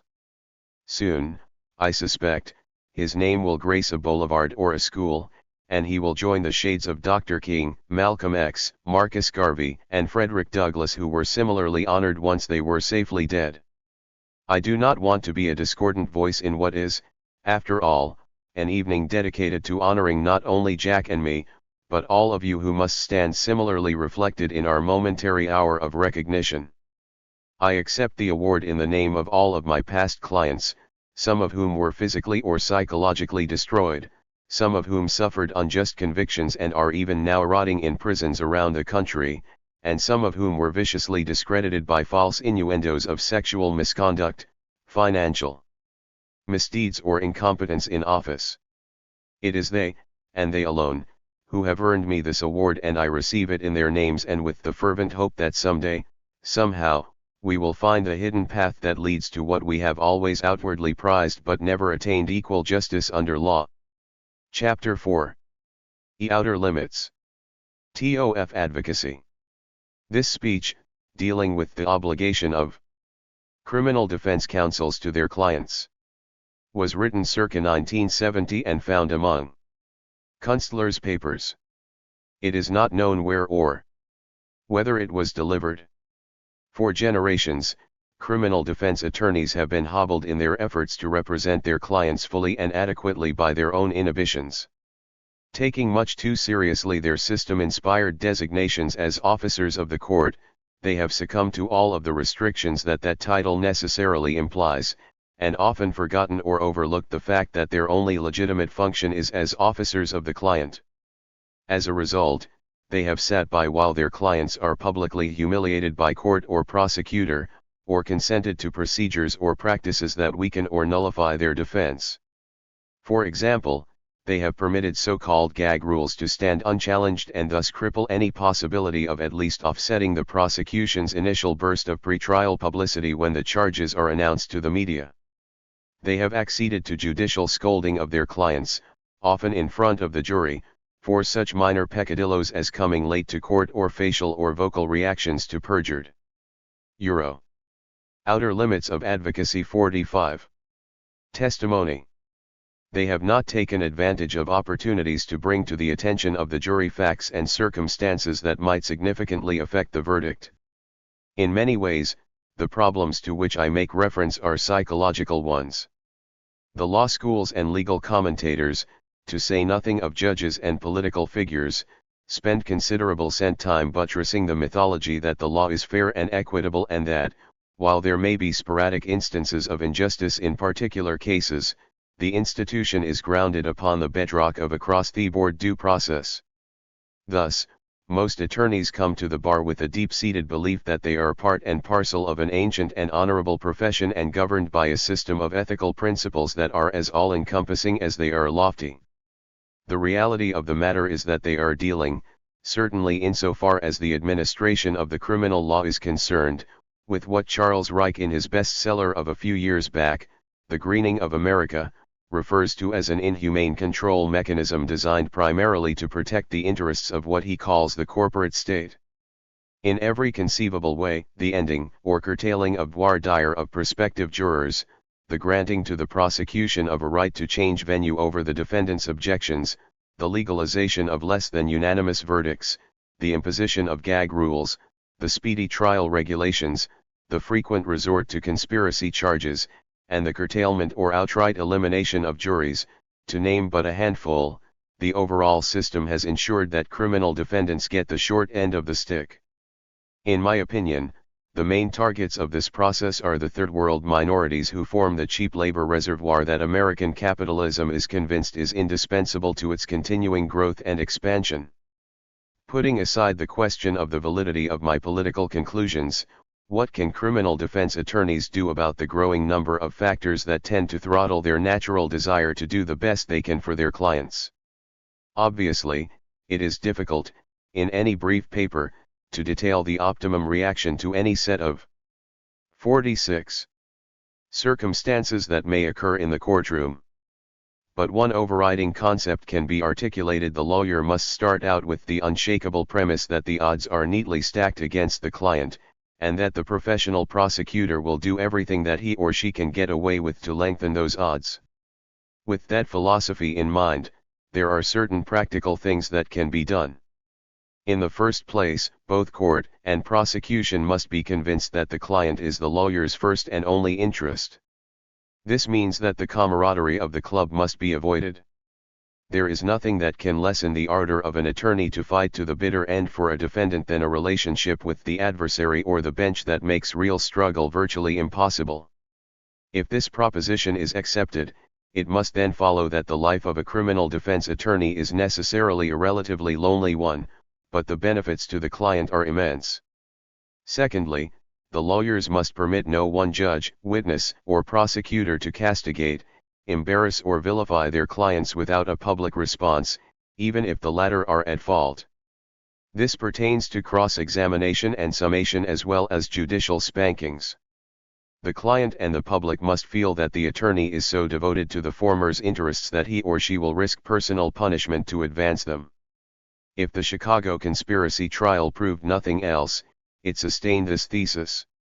Lastly, every possible legal attack on unfair rulings and orders must be mounted before they become final. In this effort, the press must be enlisted as an ally of the defense so that the general public understands what is going on in its courtrooms.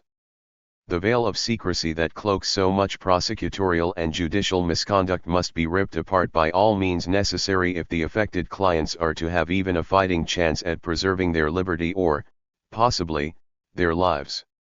In short, the advocate for a person accused of crime must live up to every aspect of that term. This does not mean that every prosecution will permit or merit such deep personal involvement. But all practitioners know, almost instinctively, when they have the case that does. If one accepts the basic premise of this paper, then in the appropriate situation, everything else should fall into place. In conclusion, Sir Dennis Brogan's remarks at the Bill of Rights conference sponsored by Long Island University in December of 1966 are certainly appropriate to the arguments advanced above. Even if the Bill of Rights does no more than give judges, policemen, and even professors a bad conscience from time to time, that is something.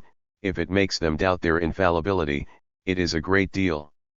Our efforts may not turn the tide toward universal justice, but they may just possibly give some people bad consciences, and enough of such uneasiness can sometimes shake even the highest and seemingly impenetrable of mountains. Chapter 5. On Violence. This letter to the editor of the New York Times was published on February 6, 1976. It was written in response to an editorial accusing Kunstler of condoning murder. Editor.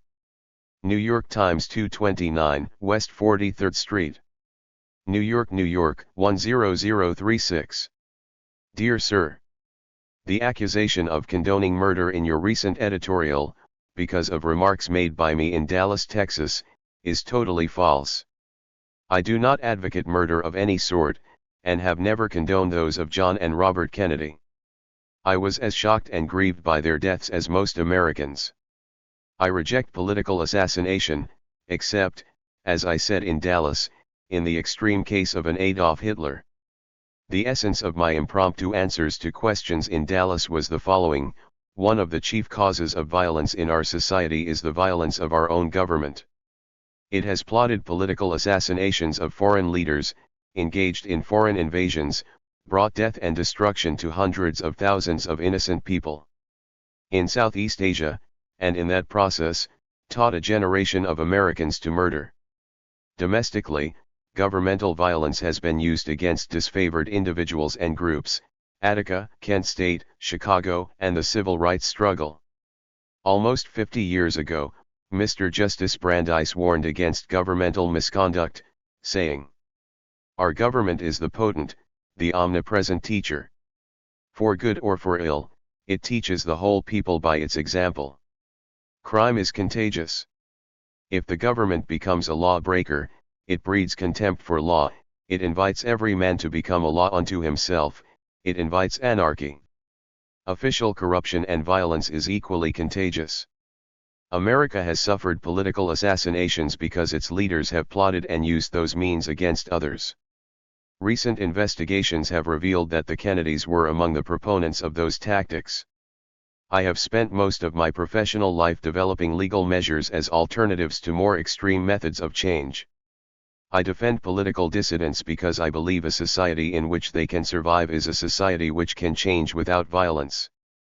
The New York Times, which has just successfully upset a court-imposed gag rule, should be the first to acknowledge the value of unfettered freedom, including the freedom to point out the terrible lessons of violence taught us by some of our leaders, however revered they may have been. Sincerely, William M. Kunstler. Chapter 6. From the FBI file, on February 5, 1971, a copy of a tape of a speech made by William Moses Kunstler on February 4, 1971, as maintained in the archives of the Western Kentucky University, was obtained by special agent but incorporating Chicago into it. One Supreme Court justice some years ago, Justice Jackson, said that the most oppressive thing in the world is the law being used to oppress, and we have graphic examples now everywhere, from the indictment of Jay and others to the Kent State grand jury report, to the murder of Fred Hampton in Chicago, to the girl screaming over the body of one of them. There was called into being, shortly thereafter, a grand jury of Portage County, Ohio, and the grand jury returned with indictments last fall indicting 25 students and faculty members, 24 students, one faculty member accusing them of causing the Kent State tragedy, and indicting them for a whole series of crimes: riot, inciting to riot, and so on. That grand jury report was just held by a federal court to be unconstitutional, to have destroyed the chance of these young people for any sort of a fair trial.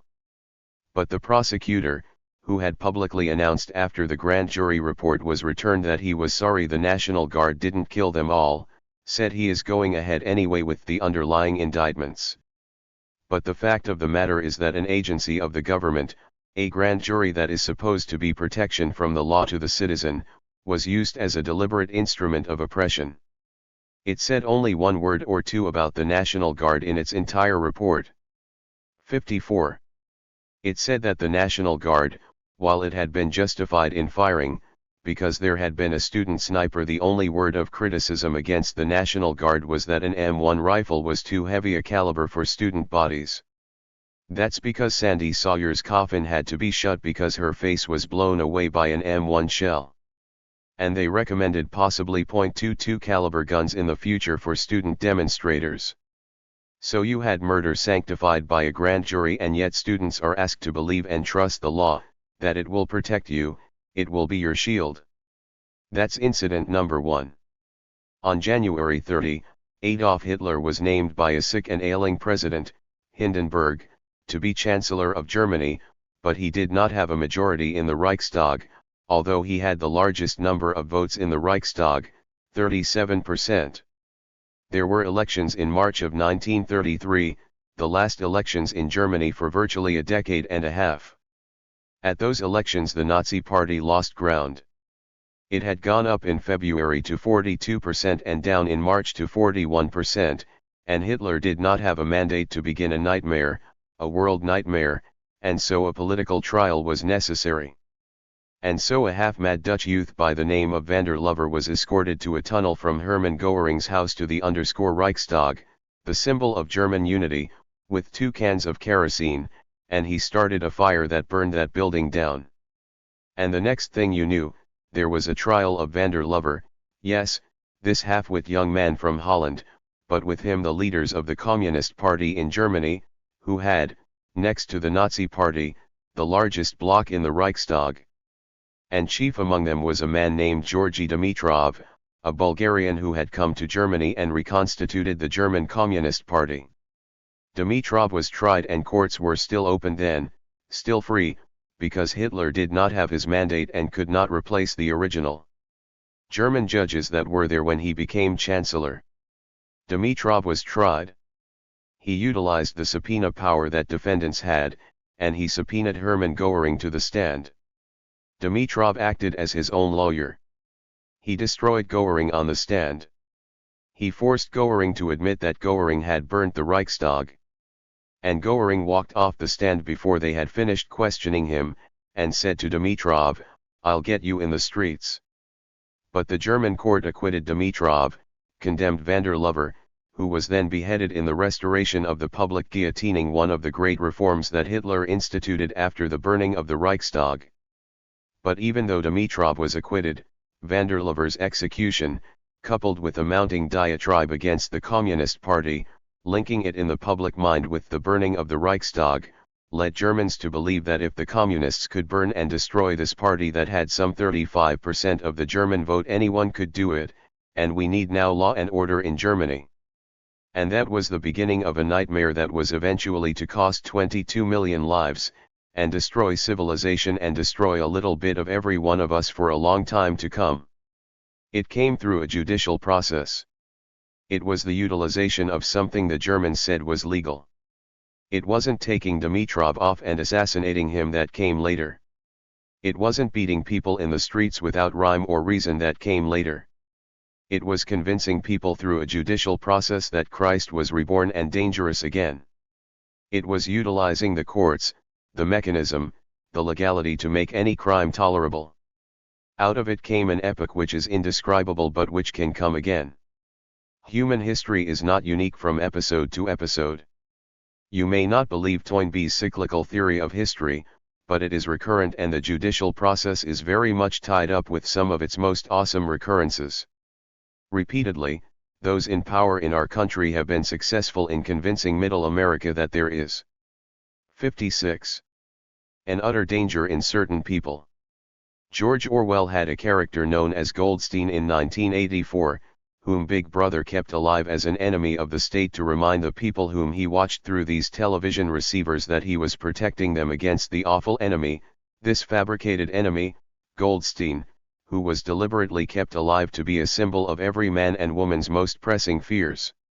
And because they were afraid of this Goldstein, the people tolerated the noose being placed gently around their necks until it was too late to move. That is exactly what happens and is happening now. The German people were not ogres and monsters. The German people were no different than you are. You have no claim, and when I say you I mean all of us have no claim that we are better or more righteous people than any other people on earth. That we have better instincts, that we're finer human beings, we're all the same. When the fright's grown and you permit it to grow, you too will tolerate any indecency, if you are afraid enough. And the terrible part of it all is that all of the violence, all of the inhumanity is practiced by those who point the finger at you, the Panthers and the weather people, and say they are violent. Ask yourselves some very interesting questions. Ask yourself whether you believe the Black Panthers started the war in Southeast Asia, or pilot the B-52 planes. Was it the American students or the weather people that went to My Lai? Was it the students and the Black Panthers that put hard hats on and bludgeoned 87 people into the hospital for doing nothing but walking up and down the steps of the Sub-Treasury building with signs against the war in Vietnam last fall? Did the Panthers shoot the 4 at Kent State or the 2 at Jackson State? Did the students murder Fred Hampton? Do they fly the B-52s every day or defoliate the Vietnamese countryside? Are the Black Panthers marching up the Laotian border tonight and extending the war one step further, this mad and indescribable war? Where are the real blood-stained hands? Isn't it much more likely that they are thumping the oval table than that they are in black homes in the ghetto or on campuses? Where are the real murderers and the real violent oppressors? Who is doing the destroying, and the murdering and the wounding? Who is causing such rents in our society and in the fabric of what we live by? I think you ought to ask yourself those questions when your president says students are violent when the pot calls the kettle black. I say these things not to be overly dramatic, because I think to be overly dramatic is maybe to add to the general hysteria. I say them because I feel them and I sense they are true. I am not a seer or a prophet, and I have no more brains or insight or foresight than any other man or woman. Ask you to consider them, what has been said, not to be stampeded by me or anyone else, and to reach reasoned conclusions of your own. There is a tendency to treat you as some sort of sheep, that any speaker can come and fill your head with ideas and that you will then react in a primordial way. I have far too much respect for you to think that I or anyone else can or should do that. You have to analyze for yourselves. You cannot afford any longer to let anyone else do that for you, not your parents, your teachers, or any other group or person. You have to decide. You have to reach certain conclusions. I think that this issue of violence on your part or the part of the other groups or individuals I mentioned is being used politically and ethically to destroy, to bring about a situation in which all governmental policies, all of the system's excesses, will pass without opposition, first subtly, and then not so subtly.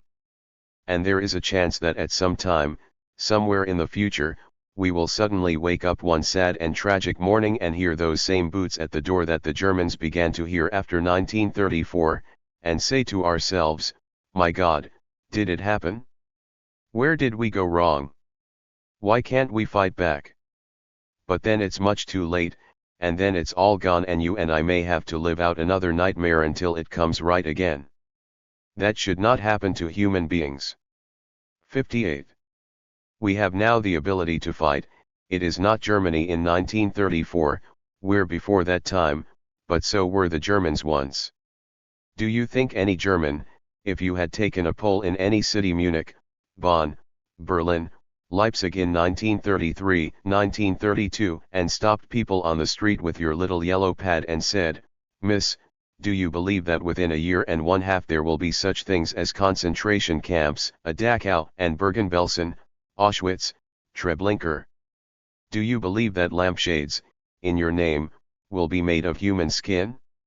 Do you believe that human beings will be stripped of their clothing and immersed for hours in freezing water, so that the German army's uniforms for next winter's campaign will be more scientifically fabricated? Do you believe that gold fillings will be chipped out of the dead mouths of human beings so that your country can go to war with 3/4 of the world? Do you believe that Jews by the millions, and other East Europeans and others will be marched in your name into shower rooms only to be destroyed by Zyklon B gas? Can you believe that 22 million people will die in your name? And I am sure nobody would say, yes, I can believe those things. You have to ask yourselves without becoming overly frightened or overly hysterical: if it can happen there, it can happen here. If one nation can go mad, so can another. But it doesn't come overnight. It is not a sudden climactic epidemic sickness.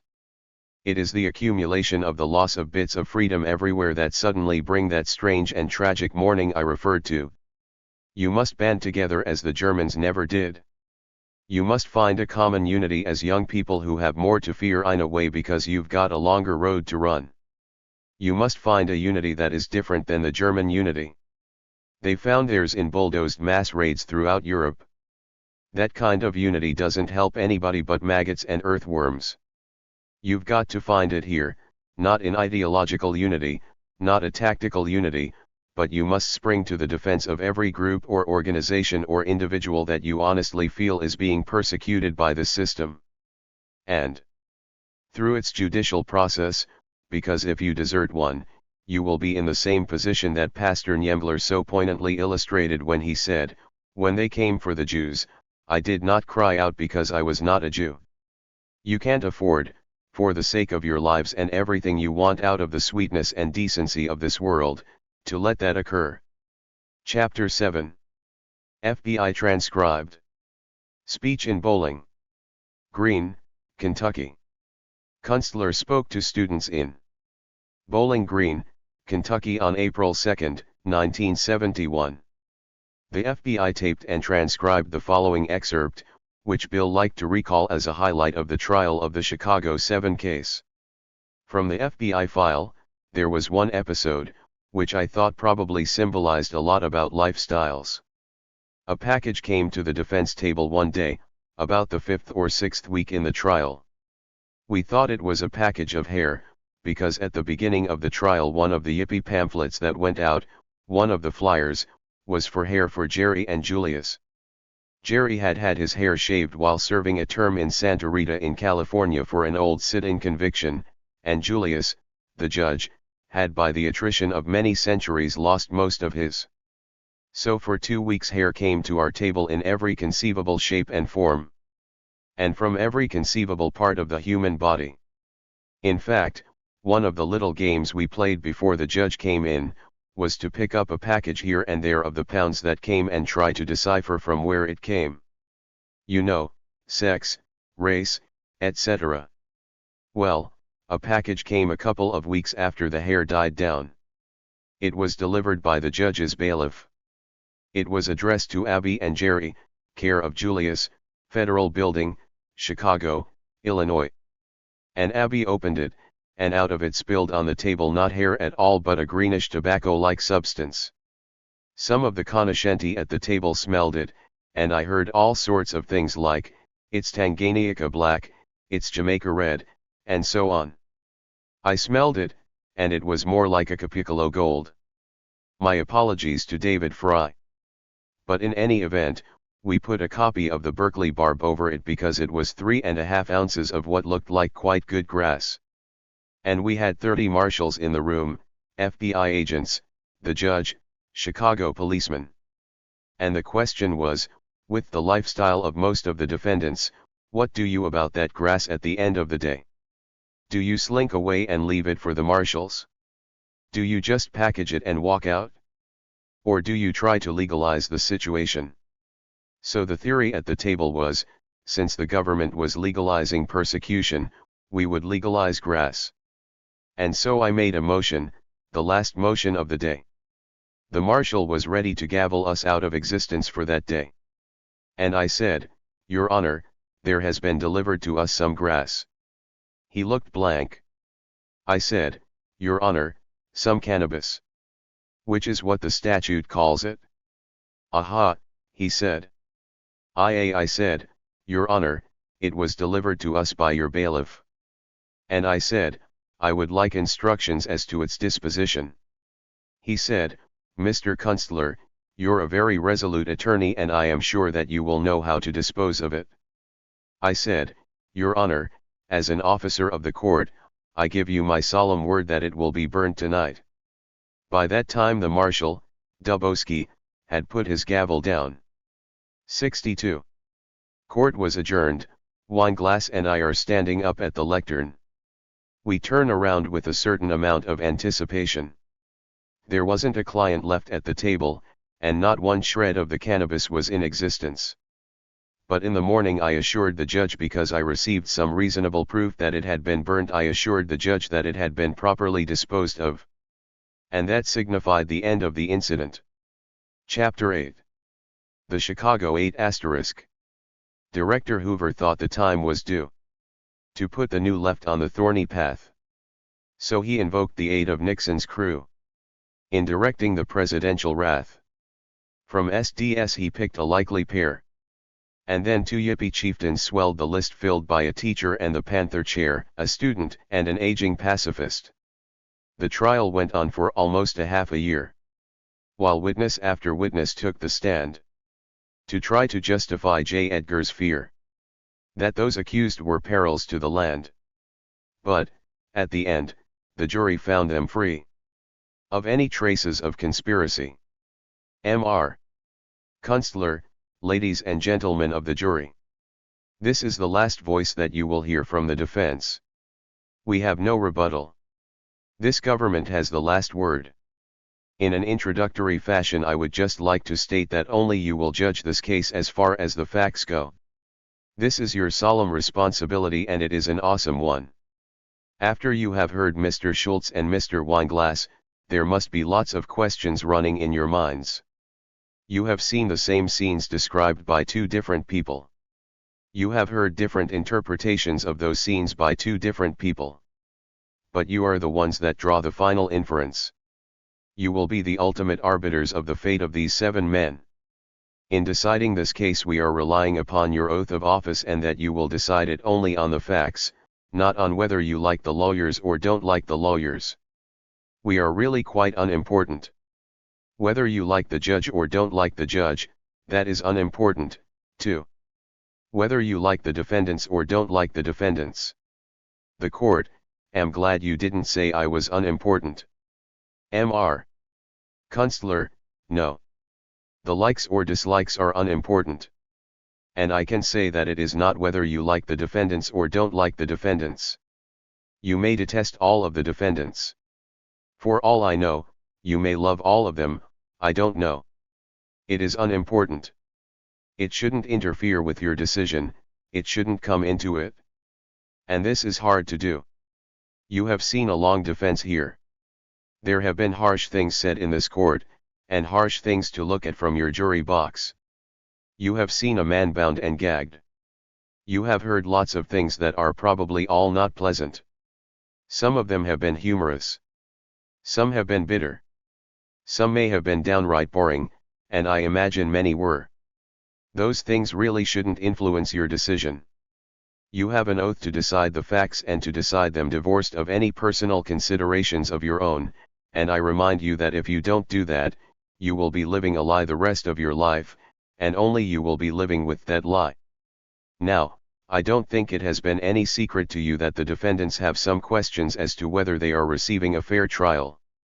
That has been raised many times. M.R.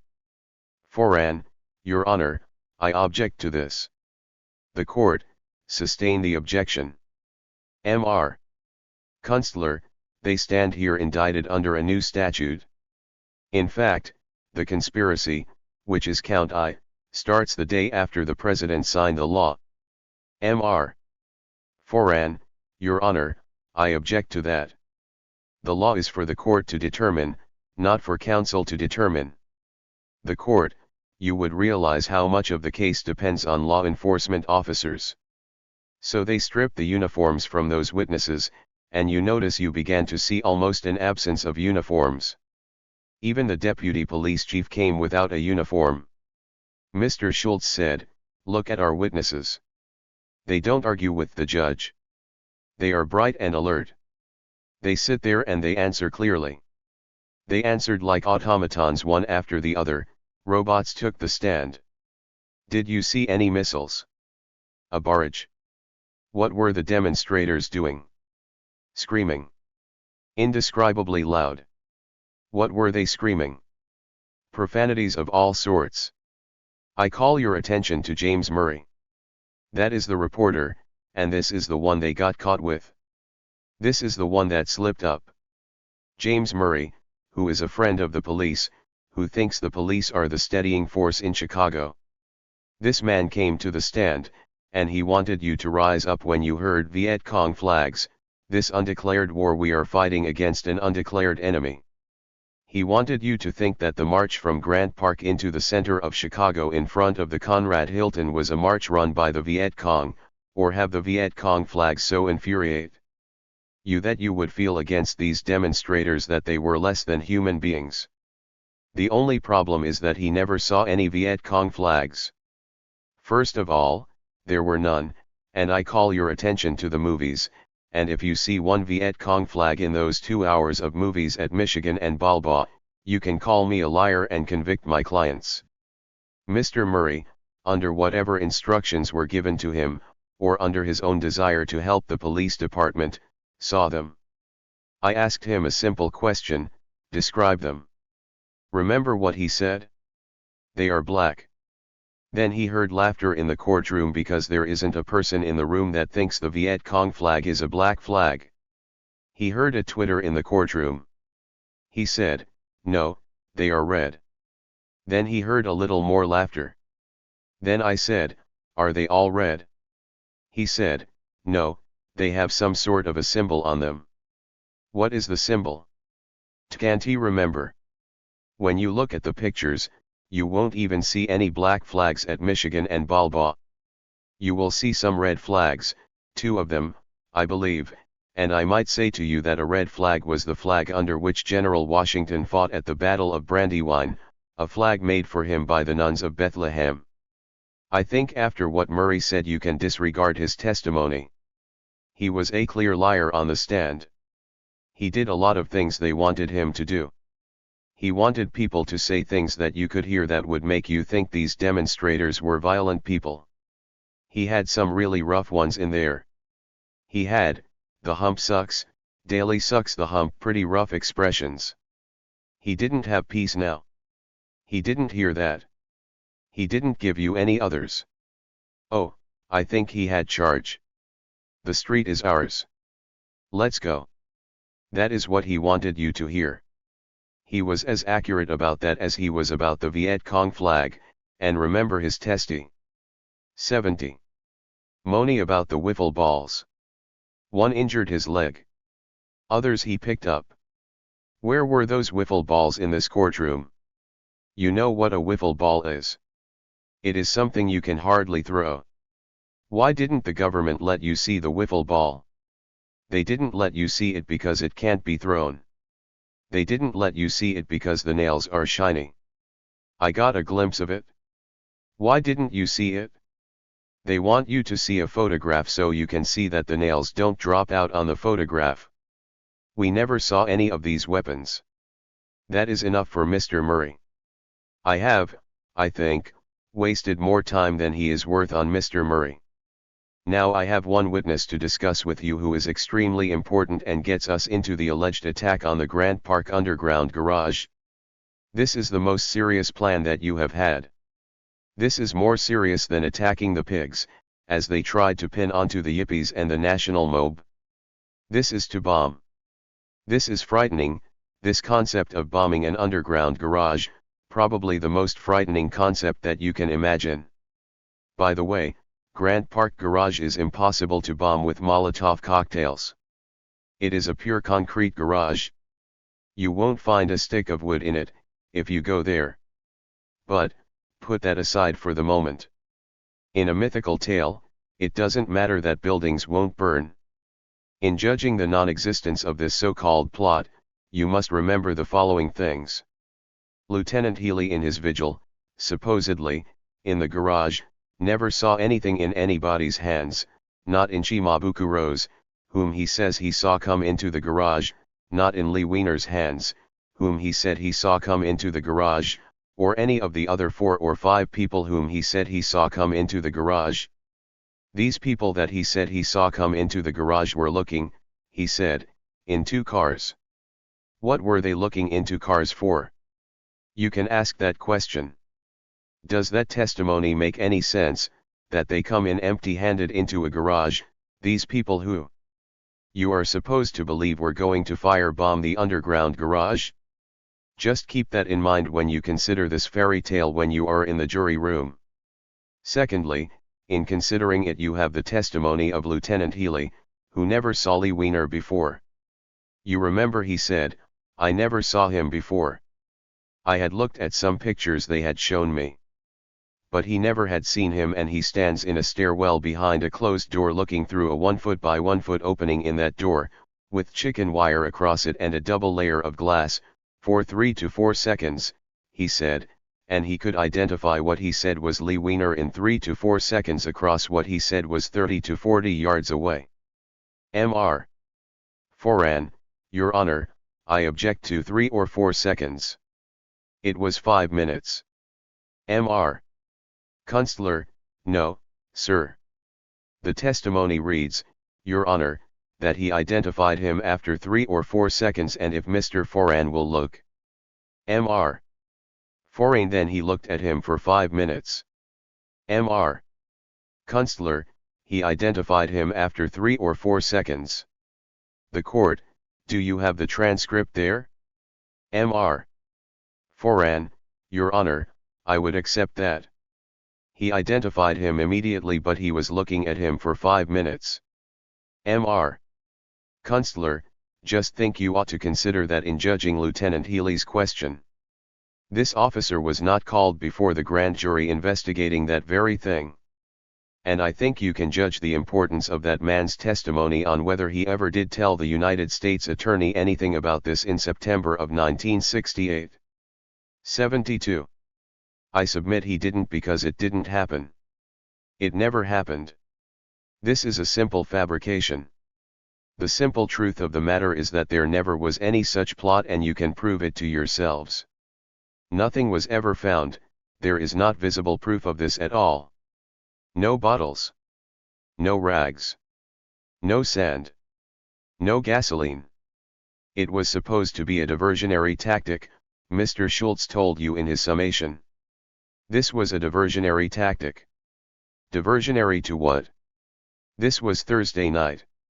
If you will recall, the 2 marches to the amphitheater that got as far as 16th and 18th Streets on Michigan had occurred earlier. The only thing that was left was the Downers Grove picnic. It was a diversionary operation to divert attention from the picnic at Downers Grove. It was diversionary to nothing.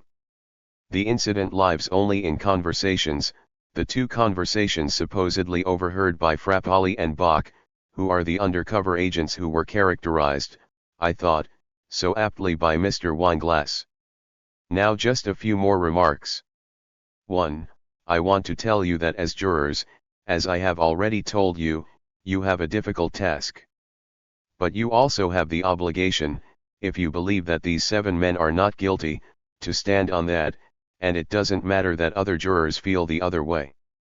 If you honestly and truly believe it, you must stand, and you must not compromise on that stand.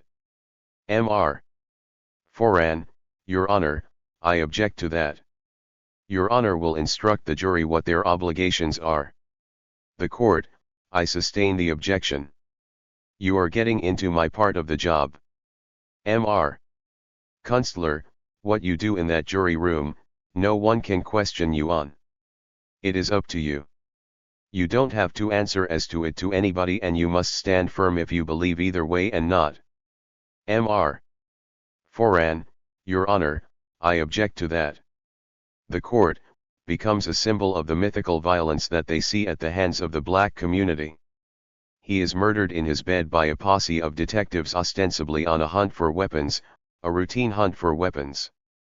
One of the detectives even testified, "T didn't even know that it was a Black Panther house that we were breaking into."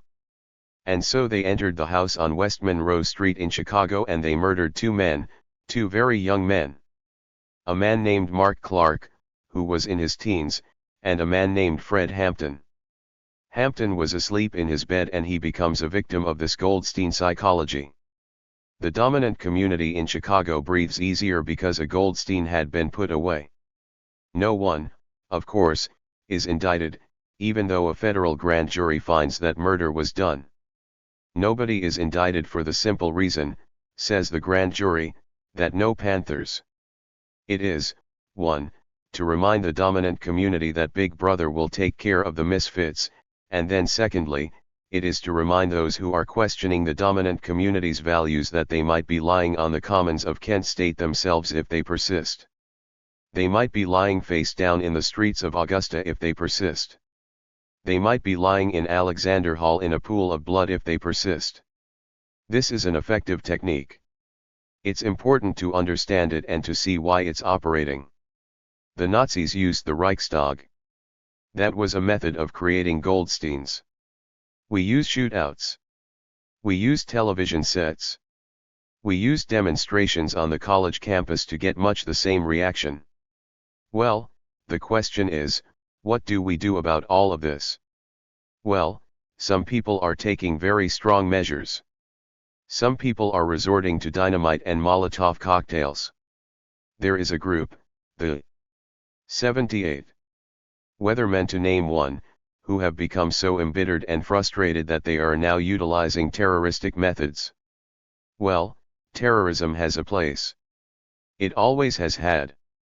I am not sure that now is the time for it, because my reading of history always indicated that it was best used when there was a chance for a transfer of power, such as the Israelis used in Palestine in 1945 and 1946, doing such nonviolent things as blowing up the King David Hotel, among others.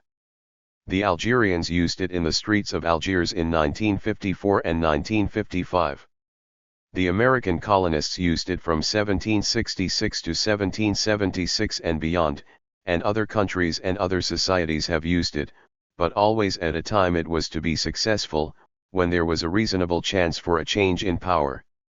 I don't think we are at that stage right now, but on the other hand, I would not in any way put the Weathermen down or desert them or in any way hold myself aloof from their needs. I think their goals are much the same as my own. I may differ with methods, but at this point, only as to time of use. I would hope that perhaps the methods they think now are useful would never come to pass. But I am no longer prepared to say that they will not come to pass. I think everything done by the dominant culture almost makes them inevitable, because what is being done speaks to bitterness and frustration and tells people that there is no use. From the FBI file, first source advised on May 26, 1970, that Associated Student Body, San Jose State College, San Jose, California, had invited William Kunstler to speak at San Jose State College on the evening of May 26, 1970. 9M, the California State College system, Spock was assumed to have broken. I guess I'm counseling that you should avoid the draft and that is a federal crime, but I don't think that I can stand here and protect myself by utilizing weasel-like words to avoid saying what I believe and think. And if the price of that is the federal prison, that has to be the price. But you've got to start thinking in terms of price yourself, because it's not enough to sit and applaud me or anyone else. Those things mean very little. They make you feel warm inside, and I must confess they make me feel warm inside, but this is not a time to try to mutually comfort each other. Now is the time for action, for movement, and the movement is where you are, the power is where you are, and you've got to exercise it. Now that doesn't mean breaking a few windows downtown or anywhere else. Those things accomplish nothing. They're worse than nothing. They bring the nightsticks out and they bring out the provocateurs who want nothing more than a clash between young people and the police. You've lived through that, Berkeley has lived through that, Columbia has lived through that, Kent State, Jackson State, Orangeburg, all throughout the United States. So many of our people are either underground, like the Weathermen, or are suffering the memories of a split head, whether it be in Chicago, San Jose, or anywhere else. Those things only give the lunatic fringe in this country, which tries to inflate what students do with violence, even though in all of its cumulative moments, it amounts to a few broken windows in a few buildings around the country. They try to say our students are violent. Well, students didn't kill Martin Luther King, or President Kennedy, or Robert Kennedy, or the 4 at Kent State or the 2 at Jackson State or the 7 in Augusta or Martin Luther King or Malcolm X or Medgar Evers. Who the hell is committing the real violence in America? It's never the students or the left wing. Then try to calculate how many windows are broken every time a B-52 flies over South Vietnam and you'll get some understanding of real violence. But don't let them provoke you into the paddy wagons or into the hospital, because that is exactly what is desired. That's the reason behind most of the true violence that occurs.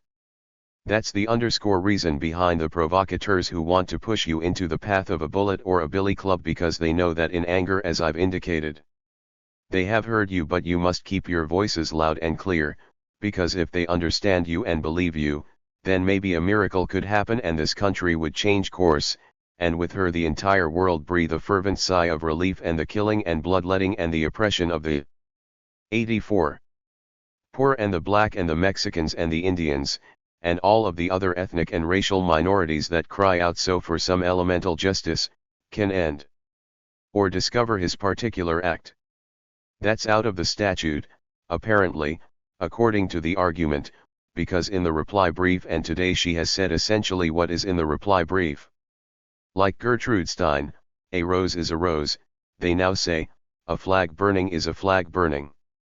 And they read out of the statute under which he was convicted and which went to the jury, and the charge on the question of seriously offend, that's 86. All out as far as Ms. Drew is concerned. But it's not out as far as this court is concerned. That's what the conviction was about, that's what the argument to the jury was about, that's what the charge was about. I think that what you have here is a statute that depends solely and exclusively on communicative impact on the audience, whether they read there or they read it in the newspaper or they see it on the screen in the evening. Kunstler, and when you use the word desecrate, you don't mean really in essence praising the flag. Desecrate has a meaning, and I just looked in Webster's Second International about it, and desecrate means to divest of a sacred character or office, to divert from a sacred purpose, to violate the sanctity of, to profane, the opposite of consecrate. It's used all over for commercial purposes. I notice that Barbara Bush wore a flag scarf, for example. There are flag bikinis, there are flag everything. There are little cocktail flags that you put into a hot dog or meatball and then throw in the garbage pail. They're flags under the Texas statute, something made out of cloth, but I think there are all sorts of flags used commercially. I'm not sure in my heart whether I think there's any control over the use of the flag, not on the criminal side anyway. By the way, national flag does not just mean the American flag. There is a presidential flag, they don't put it in capitals, there is a presidential flag that is flown. The Secretary of State has a flag that's a national flag. There are many national flags. I counted 17 national flags. Each department here in Washington has a flag. They're national flags, and the state of Texas would also include those as national flags, certainly the president's flag. So, I think that the word national flag needs definition in itself. Kunstler, think you must at least show some clear and present danger, some imminence. The statute here is not limited to an imminent breach, by the way. It doesn't say imminent breach of the peace at all. It just says likely or might, or the actor could reasonably believe that someone might be seriously offended by it. The Texas Court of Appeals treated this, I think, in its opinion. It said, this statute is so broad that it may be used to punish protected conduct which has no propensity to result in breaches of the peace. Serious offense does not always result in a breach of the peace. The protest in this case did not lead to violence. And, I might add, in this protest they had policemen right along with them, undercover police officers. The crowd was not a large crowd. They estimate between 100 and 110, and Texas went on to say, as with most other protests of this nature, police were present at the scene. A witness was obviously seriously offended by the appellant's conduct because he gathered the burned flag and buried it at his home. Even though he was seriously offended, nevertheless he was not moved to violence. Serious offense occurred, but there was no breach of the peace, nor does the record reflect that the situation was potentially explosive. One cannot equate serious offense with incitement to breach the peace. Kunstler, with reference to the nationhood and national unity, which Ms. Drew raised and which is filled in the brief, both the reply brief and the main brief of the state, I thought Barnett set that to rest. I thought when Justice Jackson said that. 88. If there is any fixed star in our constitutional constellation, it is copyright that no official, high or petty, can prescribe what shall be orthodox in politics, nationalism. Rehnquist, well, the facts of West Virginia v. Barnett were quite different from this. There the students were required to salute the flag. Kunstler, and here, Chief Justice, you're asking people are required not to do something. Rehnquist, yes. Kunstler, and think that's a comparable situation. We can't order you to salute the flag, we can't order you to do all these obeisances with reference to the flag. Can we order you not to do something to show something about the flag?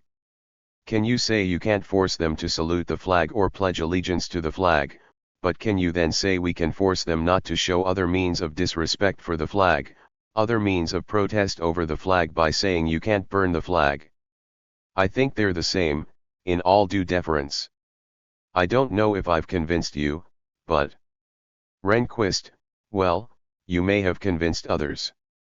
Kunstler, would just like to end my argument. I think this is a fundamental First Amendment case, that the First Amendment to the written Constitution is in jeopardy by statutes like this. And I wanted to essentially close with two remarks. 1. Justice Jackson said in Barnett, those who begin coercive elimination of dissent soon find themselves eliminating dissenters. Compulsory unification of opinion achieves only the unanimity of the graveyard. The First Amendment was designed to avoid these ends by avoiding these beginnings. And I think that's an important statement over the years from Justice Jackson. And understand that this flag has serious important meanings. The Chief has mentioned many times that it's not just pieces of material, blue and white and red. That it has real meaning to real people out there. But that does not mean that it may not have different meanings to other people out there and that they may not under the First Amendment show their feelings by what Texas calls desecration of a venerated object. I think it's a most important case. I sense that it goes to the heart of the First Amendment.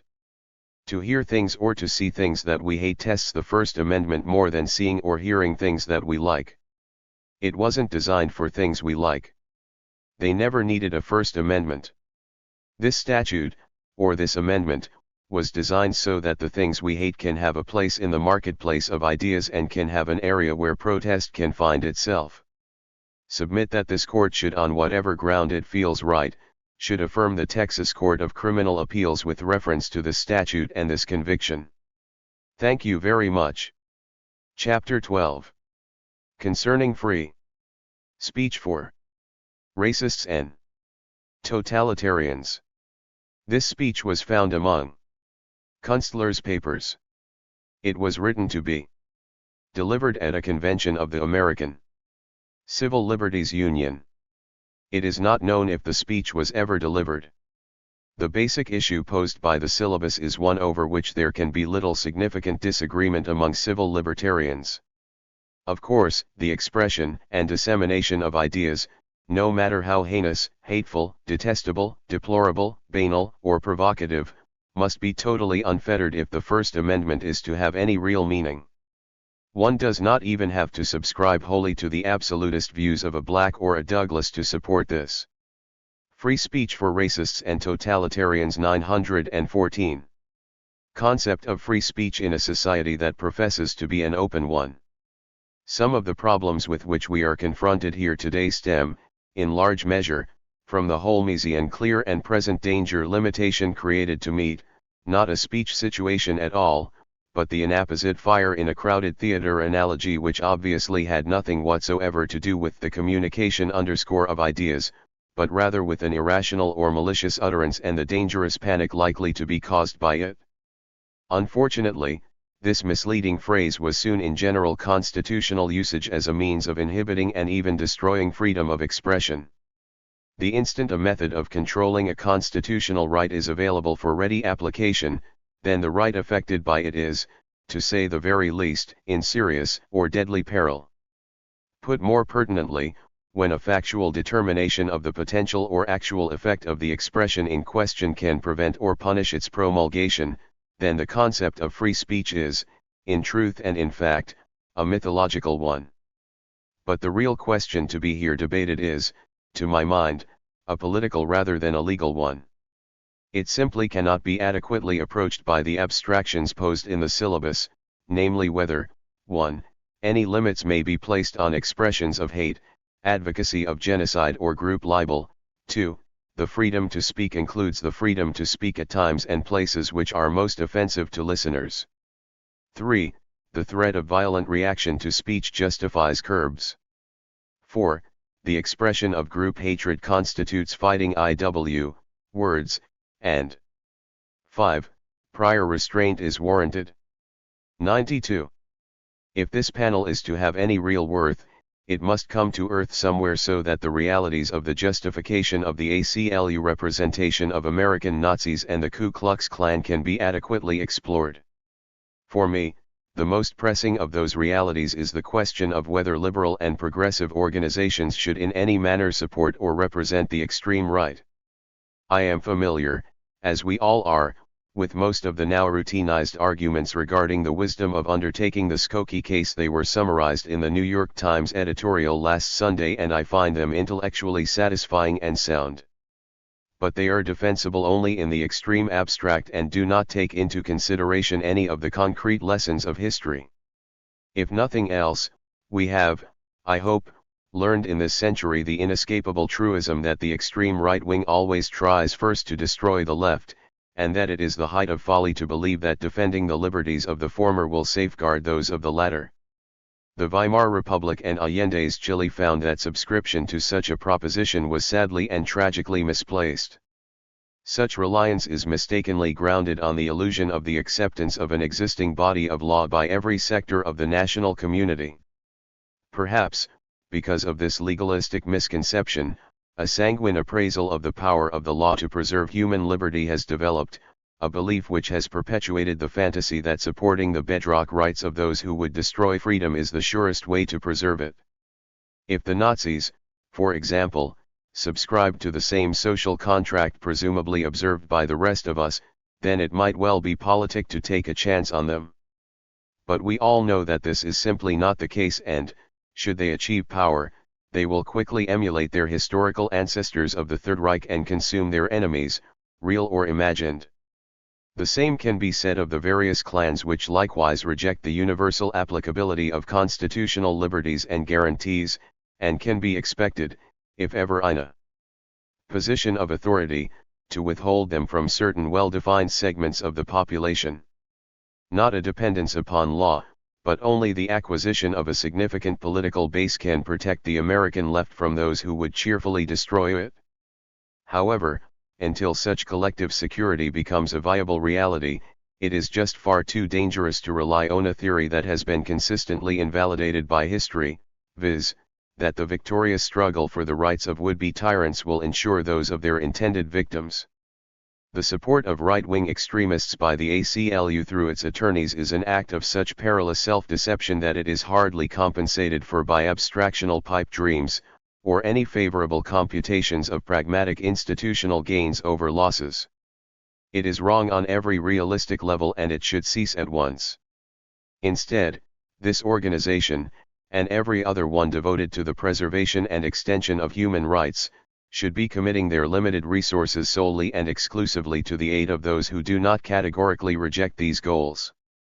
At a time when the country, aided and abetted by a repressive Supreme Court majority, is swinging perceptively to the right, those who would, had they but the power, further demolish the Bill of Rights insofar, initially, as Jews, Catholics and Third World people are concerned, cannot, in the name of decency, common sense, and historical truth, be represented by progressive institutions and/or attorneys. The roads to hell may or may not be paved with good intentions, but those leading to the concentration camp and the lynching tree most certainly are not. Chapter 13. commemorating the 1970 murder of 4 students. 3 anniversary speeches at Kent State University in Kent, Ohio. Kent State *. The entry in Cambodia caused a shock, reverberating through the campus scene, as long-forgotten keys turned back the clock, and truth fell victim to a foul machine. On Blanket Hill, a youthful cocky band watched silently as students made their vow that to despoil another third world land could not be tolerated by them now. The guardsmen froze, their trigger fingers tense, as M1 rifles took a frightful toll on those whose only crime was dissidence, and 4 more victims joined the swelling roll. In one young woman's anguished piercing scream, the whole world heard the rupture of a dream. Kunstler wrote this poem about Kent State in a collection of sonnets entitled Trials and Tribulations, Grove Press. First speech, delivered at Kent State University, May 4, 1988. Thank you very much. I have come here many times before, 5 or 6 I think, in rain and in sunshine, in gymnasiums and out of gymnasiums. Tom only spoke of me *, but there were many lawyers and the latest ones tried desperately to stop the building of that gymnasium on Blanket Hill and to have Blanket Hill turned into a national monument, as it should be. We went to federal court in Cleveland. We had a sympathetic federal judge, but he could not bend the law to force the government to make this a national monument. And so we lost, and when I left the federal courthouse in Cleveland, the judge said to me, if I had it in my power, he said I would grant the relief you wanted, but I don't. But he said Blanket Hill should be a national monument. And so we came out of his chambers feeling, though while we had lost to the powers of darkness, we had at least shown one federal judge what the right path would have been. Now a gymnasium covers part of that hill, and it is a shame. There should be a monument there. It was a place where American patriots lived and died on May 4, 1970. It was a place where young blood was shed by people no older than themselves. It was a place of tragedy, and yet, out of it sprang a revulsion around this country that caused the closing of most of the institutions of higher. William Kunstler is referring to Tom Grace, who had just introduced him. He had been shot by the National Guard at Kent State on May 4, 1970. 96. Education, that really brought an end to that ghastly war, if you can call it a war, in Southeast Asia. The 4 who died here, the 9 who were wounded here, the many who faced a Portage County grand jury and petit jury, they did more for their country than all the Nixons and the Agnews and the Reagans could possibly do. And they did it without consulting astrology or any other science. They did what they did because they believed in what they were doing. They learned the hard way what was happening to their brothers and sisters abroad, to themselves here, and to their society. May 4 is a particularly memorable day in American history because 84 years to the day before May 4, 1970, there was another demonstration at the Haymarket Square in Chicago. And so similar to what happened here, because on May 3, 1886, strikers at the McCormick Harvester plant outside of Chicago had demonstrated. The mayor had called out the police. The police broke up the demonstration outside the Harvester Works, killing 1 striker, wounding many others. And so, just as here, a demonstration was planned for the next day, the next evening at the Haymarket Square in Chicago. At that demonstration a provocateur exploded a bomb. The bomb killed 7 police officers and 2 members of the audience and wounded many others. And, as many of you know, the state of Illinois and the city of Chicago retaliated by trying 8 of the demonstrators who were present at that rally, convicting them of murder and executing 4 of them by hanging at Joliet Prison. The remaining 4 were commuted by a true American, although he wasn't born here, John Peter Altgeld, who had the courage to jeopardize and eventually ruin his own career by commuting the death sentences of 4 of the 8. And as Clarence Darrow said at his funeral, he freed the captives. He freed the captives. So May 4 in the labor movement has always been an important date. And interestingly enough, the city of Chicago erected, on the site of the Haymarket explosion, a statue of a police officer with a commemorative sign in bronze, and I was happy to be present after May 4, 1970, to see students from the University of Chicago and elsewhere topple that sign as a sign of solidarity with another May 4 in their own lifetime. Some of you here will remember that in 1977 we came back on May 4, and it was a bad day as far as the weather was concerned. It rained heavily, and so we moved inside to Memorial Gymnasium, and on the platform sat two men, each in a wheelchair. There was Ron Kovic, a Vietnam veteran who was paralyzed from the waist down after stepping on a mine in Vietnam. And there was Dean Collar, a student of this university who was paralyzed for life by a National Guardsman's bullet. And toward the end of the services, Ron Kovic wheeled his wheelchair over to that of Dean Collar, and these two men embraced each other then with tears rolling down their cheeks. And Ron Kovic said, and I will never forget the words, and there are people here who will remember them too, today at last Kent State and Vietnam are united as one. It was a moment that I have never forgotten, and each year hope that I am invited back because I relieve it in my own mind. It is the stuff of which human emotions are made.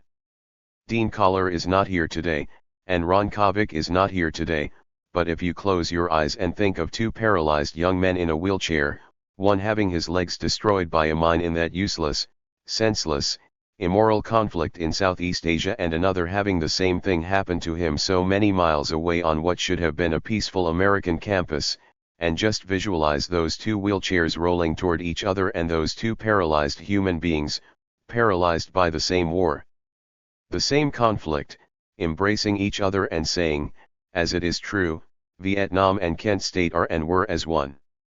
I would conclude with a sonnet that I wrote after Alan Canfora invited me to come here. I was sitting in a courtroom in New York going through the endless process of jury selection where I write all my sonnets. It saves your own sanity sometimes. You turn to 98. Other means of expression other than objection or overruled or what have you. The sonnet came out almost as if it had been written already in my brain, and I wanted to end with reading it to you. A sonnet is a form of expression, a political form of expression that has been used since the early 17th century by writers in English, Italian, German and many other languages. And I decided to write sonnets after reading one by Edna St. Vincent Millay about the murders of Sacco and Vanzetti by the Massachusetts judicial system in 1927. This is called Kent State Revisited. Can it be true that it's been 18 years since Blanket Hill soaked up the youthful blood of those whose orally crimes were earnest tears for each who had died in Southeast Asia mud? They are united now who fell upon this hill. With all those who dropped 10,000 miles away destroyed by those they came so far to kill. They never lived beyond the 4th of May. Today they perish still around the world. The guns have not forgotten how to speak. The flags of lunacy remain unfurled. And earth yet does not comprehend the meek. So now as then, impatiently we yearn to know at last when will they ever learn. Thank you. Second speech, delivered at Kent State University, May 4, 1990. Thank you very much. He was one young lawyer then. So was I, when all this happened. But he did mention the flag case, and I just want to tell you that you have present in this room, you have Joey Johnson, who was the defendant in the first flag case. He's somewhere right there. He is. He burned his flag in front of the Republican National Convention, in 1984 in Dallas. And with him is David Blaylock, who, last October after this second flag law was passed by the federal government, burned his flag on the steps of the Capitol to protest not only that flag law, but all the things the U.S. government was doing domestically and abroad. Dave is a Vietnam vet and he is here, somewhere. Where is he? There he is. That first 2 weeks in May of 1970 were 2 terrible weeks. As you know, the president invaded Cambodia, theoretically to search out sanctuaries for the Viet Cong in Cambodia. And shortly after what was called the Cambodian incursion took place, there were demonstrations on many campuses, including this one. Now, May 4 occurred, This consonant tragedy, that we've been talking about today with speaker after speaker talking about it, in one way or another. And then, just 10 days later, at Jackson State, you had, in front of Alexander Hall, a barrage of bullets bored into that dormitory which took the lives of 2 young black men. I came to Kent State on May 5th. We had a rally in the Cove, which I understand has been burned since then, but was then a meeting place in the town of Kent.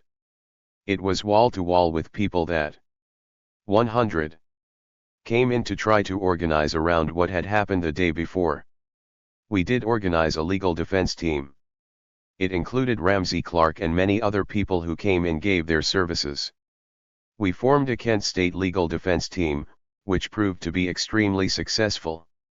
And then when the hurt had barely begun to subside, the news of Jackson State came and I ran down to Jackson, Mississippi, where I gave, in another cafe or bar, I gave the same sort of speech I had given at Kent State and the same reaction occurred there. A legal defense team was organized, and the same emotions were parlayed into some sort of an organization against the authorities firing willy-nilly into a dormitory containing black students. Some years ago in 1977, I came back here, and in the old gym we had a rally very much like this one. And it was a momentous rally for me. It was one I have never forgotten because on this stage were 2 men, both paralyzed by bullets in the spine. One was Ron Kovic, who received his bullet in Vietnam, and the other was Dean Collar, who received his on Blanket Hill. Ron was the first one to speak and he wheeled his wheelchair up to the microphone, gave his speech. I can't remember a word of what he said in that speech. And then he wheeled back his wheelchair next to Dean's wheelchair, and then he reached over and put his arms around Dean and, in a voice that I will never forget, that tore the heat out of all of us in that room, he said, "Now Vietnam and Kent State are united forever." There wasn't a dry eye in the audience. I wrote a sonnet about Kent State many years ago which I read, I believe, back in 1977. I wrote another one the other day which I will read to you before I continue these remarks. This is called The Kent State Massacre, May 4, 1970. Just 20 years ago the shots rang out. That sent 4 students to an early grave. 1970 murder of 4 students 101. As youthful guardsmen filled with fear and doubt reacted to the orders of the Navy, the president decided to invade nearby Cambodia so he would know. By authoring such a lawless raid, it hit those sanctuaries full of holes. On college campuses throughout the land, there were no classes open to attend. As strikers met morality's command, and vowed to bring the foray to an end. The 4 who died were heroes, everyone. Killed in the only war that must be won. That is my feeling about what happened here.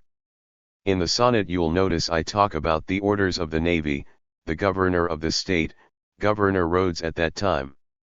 There must be a special spot in hell for those people who are, in every sense of the word, murderers.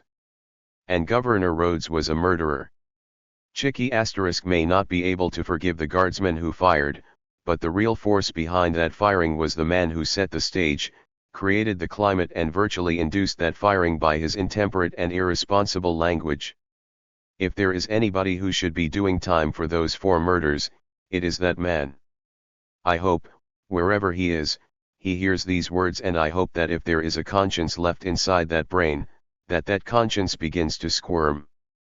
But sooner or later, if those who believe in the religious teachings of all religions and teach us that there is a place for people like that, then I hope that he is burning madly in wherever that particular hell that is preserved for him may exist. Even Dante would have a difficult time finding a place for him. These rallies are important because, in America, so many people do forget so quickly. They run to the tube. They run to spectator sports. And there probably is no coincidence that Super Bowls have Roman numerals because the Colosseum in Rome took the people's mind off what was happening down at the Forum. Similarly, and not forget, one writer talking about Watergate, William Safire, a former Nixon speechwriter and a columnist for the New York Times now. but he said that he thought his countrymen and countrywomen would soon forget Watergate because, he said, in this country, it's always darkest before the yawn. And it seems to me we can't let there be darkness before the yawn, that we have to keep remembering and never forgetting. One reporter asked me, is this the time for reunion and forgiveness? Maybe on some scores, but it's also time for remembering what Governor Rhodes and his minions did here and never forgetting what they did here and, in not forgetting, and in reminding the world, perhaps, maybe, we will keep it from happening again. It is only our memory that will do that, and our thoughts. We must never forget what Frederick Douglass said, that you cannot have the ocean without the ocean's roar, that struggle must always continue, that there never is a time for green pastures or millennia, that the struggle to remain relatively free is a constant, ongoing effort and it must never stop. Our bodies must always be wherever that struggle, and the moment we forget that, the moment we become lazy, the moment we sit back, then the evil ones do their ordained tasks to us. The streets and the alleyways and the byways are our forums, and that's where we have to be if they try to reverse Roe v. Wade in the Supreme Court, if they try to bring back the backdoor abortion clinics with the rusty hangers and all the rest, if they try to destroy our environment, if they try to kill blacks and Chicanos and Native Americans in the barrios and reservations and ghettos of this country, if they shoot down unarmed young people in the streets, as they do in my city of New York on a regular basis, we have to react. Kent State is everywhere. It's in the back alleys of Harlem just as it was on Blanket Hill. I would like to close and read the remarks of a Native American holy man, Black Elk. He watched in 1890, 4 days after Christmas, he watched the 7th Cavalry, an army of the United States, carrying the same flag that Joey Johnson burned, in Dallas, Texas, in 1984, and Dave Blaylock in 1989 on the steps of the Capitol, as took out their Gatling guns and they mowed down 300 Sioux men and women and children, but mainly women and children who had been herded onto what was euphemistically called the Great Sioux Reservation. They shot down Bigfoot and all of his 300 fellow Native Americans. Then after, they let them lie there for 4 days in a snowstorm, shoveled the bodies into a common grave, and Black Elk, a young man, watched this from a little hill out of range of the Gatling guns, and he said the following: I did not know then how much was ended. When I look back now from this high hill in my old age, I can still see the butchered women and children lying heaped and all scattered along the river gulch, as plain as when I saw them with eyes still young. And I can see that something else died in the muddy blood and was buried in the blizzard. A people's dream died there. It was a beautiful dream. The nation's hoop is broken, scattered. There is no center any longer and the sacred tree is dead. But he was wrong. The American Indian movement proved that at Alcatraz and the Bureau of Indian Affairs and back at Wounded Knee itself, the same site, in 1973. There is no ending to the hoop. The nation's hoop is not broken. There is a center. And the sacred tree is not dead so long as you are here and you are everywhere. Thank you. Third speech, delivered at Kent State University, May 4, 1992. Normally I don't speak from notes, but I thought today was so important, particularly since it's a Monday and, as you all know, they died on a Monday here. And because it is the 22nd anniversary and, because our Kent family has grown over the years, we even include those who were not even born when those tragic events took place. So I felt I had to write down what I wanted to say so that it came out right, and it is dedicated to the entire Kent family, living and dead. And the entire family at Jackson State and some of the other places where people laid down their lives so that others might be free. It is hard to believe that 22 long years have passed since the terrible events that took place on this campus, and which have been associated with it, in the eyes of the world, ever since. I arrived in Kent a day or so after the shootings and was privileged to be able to help to form the legal team that was eventually so successful in getting rid of the state prosecutions. I can still remember making a fiery speech to wall-to-wall students at the Cove on May 6, 1970. A cove which is no longer there, which went up in flames some time later, with, I hope, no connection with my words. As I look at the world today, I am reminded of that plaintive question in Pete Seeger's Where Have All the Flowers Gone?, the song that seemed to characterize the utter futility of the so-called war in Vietnam in particular and all wars in general. Oh, when will they ever learn, when will they ever learn? Since the end of the Vietnam experience, our country has been engaged in tragic military involvement in such other third world countries as Lebanon, Iraq, Panama, Grenada, Nicaragua, El Salvador, Peru, Chile, and Honduras, to name but two handfuls. On the domestic front, in one urban center after another, young blacks, Asians and Hispanics have been murdered in the streets by police officers who understand that they are carrying out the will of the dominant population. Even as we speak here, burnt-out buildings are still smoldering in south-central Los Angeles and the ghettos of other cities, generated by outrageous acquittals in a case in which police brutality was so graphically recorded by a private citizen. Even today, a National Guard bullet has ended another young life in that benighted city. The Supreme Court, once the bastion of our most fundamental freedoms, is now engaged in a frenzied crusade to destroy the Bill of Rights, and to make sure that, as the only Western nation to sanction capital punishment, we kill those on death row as swiftly and as brutally as possible, whether they be innocent or guilty or were afforded due process of law. We have become the charnel house of the Western world. At first blush, it seems that the young people who were shot down in the parking lot at the base of Blanket Hill gave up their lives for a dream that died with them. It's all too easy for many, in the 1990s, to regard the struggles of the past as aberrational and those living who participated in them as anachronisms. And yet we know, down deep in our hearts, that our comrades did not die in vain, that the pain of those whose bodies were torn by National Guard bullets was not uselessly endured, and that Arthur Hugh Clough was correct when he wrote, 130 years ago, in another time of international crisis. Say not the struggle naught availeth. The labor and the wounds in vain. The enemy faints not, nor faileth. And as things have been they remain. 406. For while the tired waves, vainly breaking, seem here no painful inch to gain, come silent flooding in, the main. Far back, through creeks and inlets making. In from, the sun climbs slow, how slowly. But westward, look, the land is bright. Several years ago, author E.L.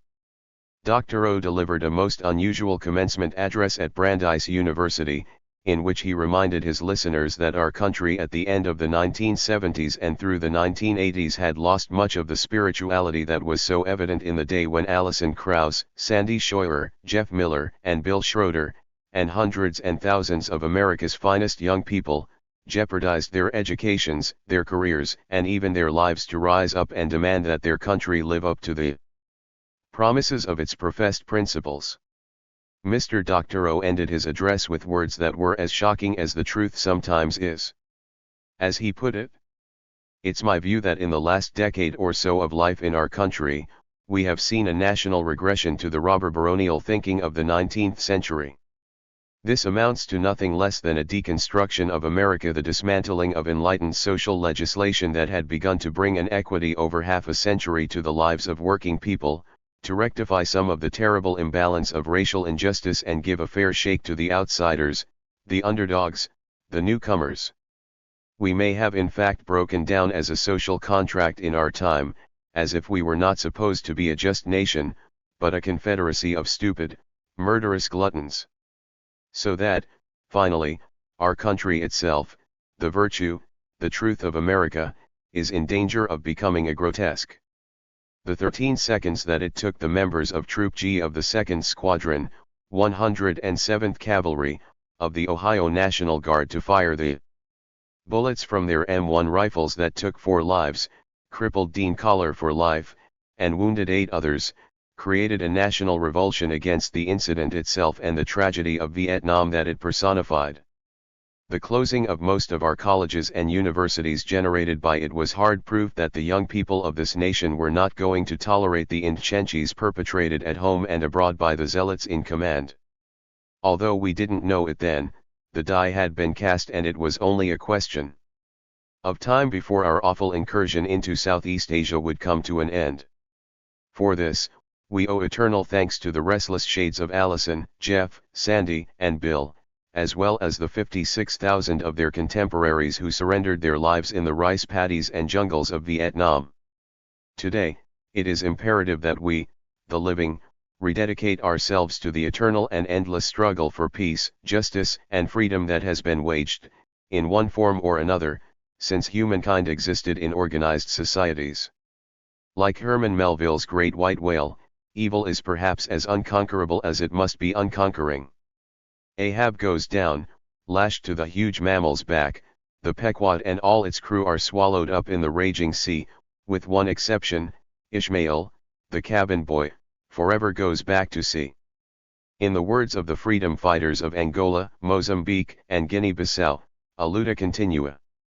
Our victories may well be small ones, but we must fight for every possible beachhead, without hope of shortly arriving in green pastures, but secure in the knowledge and belief that, only through constant and persistent resistance to the seemingly inexhaustible forces of oppression will we not only be able to hold back the night, but to advance our slow but steady march to a cleaner and a better day. This is perhaps what G.K. Chesterton had in his mind, in his poem, The Vision of the King, when he has the Virgin Mary visit King Alfred, the Saxon monarch, on the night before the Battle of Athelney with the invading Danes, to inform him that, while he will surely be defeated on the morrow, the fight must go on. 108. I tell you not for your comfort. Yes, not for your desire. Save that the sky grows darker yet, and the sea rises ever higher. Night shall be thrice night over you, and heaven an iron cope. Do you have joy without cause, and faith without hope? Incidentally, these words were the only ones published by the London Times on its editorial page the morning after the successful evacuation of the British and French armies from Dunkirk in the spring of 1940 so that they could live to fight another day. Bernard Berenson, the great authority on Renaissance art, once described what Michelangelo must have had in mind when he carved his David out of a block of Carrara marble. The statue, he said, carried a message across the centuries, not simply of a fabled biblical event, but of a young man on another hillside so long ago who pondered whether he dared to put the rock held loosely in his right hand into his sling and hurl it at the Philistine giant. Like Eliot's Prufrock, he must have wondered to himself, do I dare, do I dare? In one way or another, these moments of potential jeopardy in pursuit of the ideal must come to us all, in one way or another, and the measure of our personal integrity is just how we respond to them. The four who died here and those who stood beside them on May 4, 1970, have fully and bravely responded to the central challenge of their time. May we all do the same for those of our era. If we do, they could have no finer memorial than this. Some years ago, at another May 4, right on this campus, Ron Kovic, as I am sure many of you may remember, gave an enormously moving address about his own experience as a Marine in Vietnam. When he finished, he pushed his wheelchair back alongside that of Dean Collar, put his arms around him, and, in a voice I shall never forget, screamed, "Now Vietnam and Kent State are forever united." As I prepare to sit down, I hope that all of you, whether you were present then or not, will keep that image in mind and vow that the answer to the eternal question, when will they ever learn, must be sometime and not never. The memories of all of our dead, civilian and military, as well as those in other countries slaughtered in our name, certainly deserve no less. Voting yourself I to others.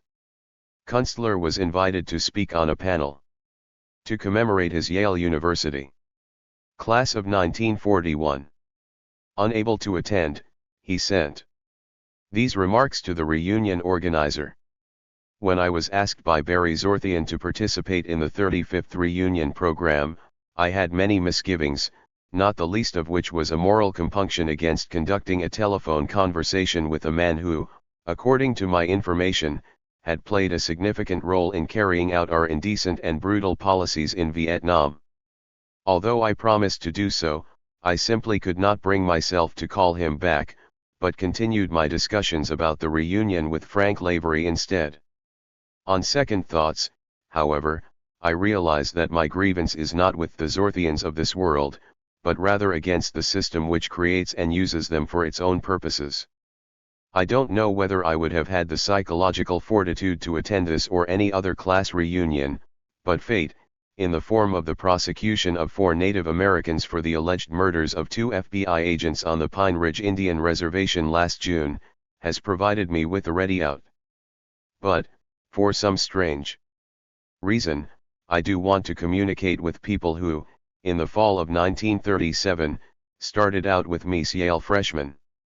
I am fairly certain that our goals then were relatively indistinguishable and that we all fervently longed to live the so-called American dream which, in essence, meant the acquisition of material wealth, social status and acceptance, and as much power and influence in our areas of endeavor as would satisfy our individual psyches.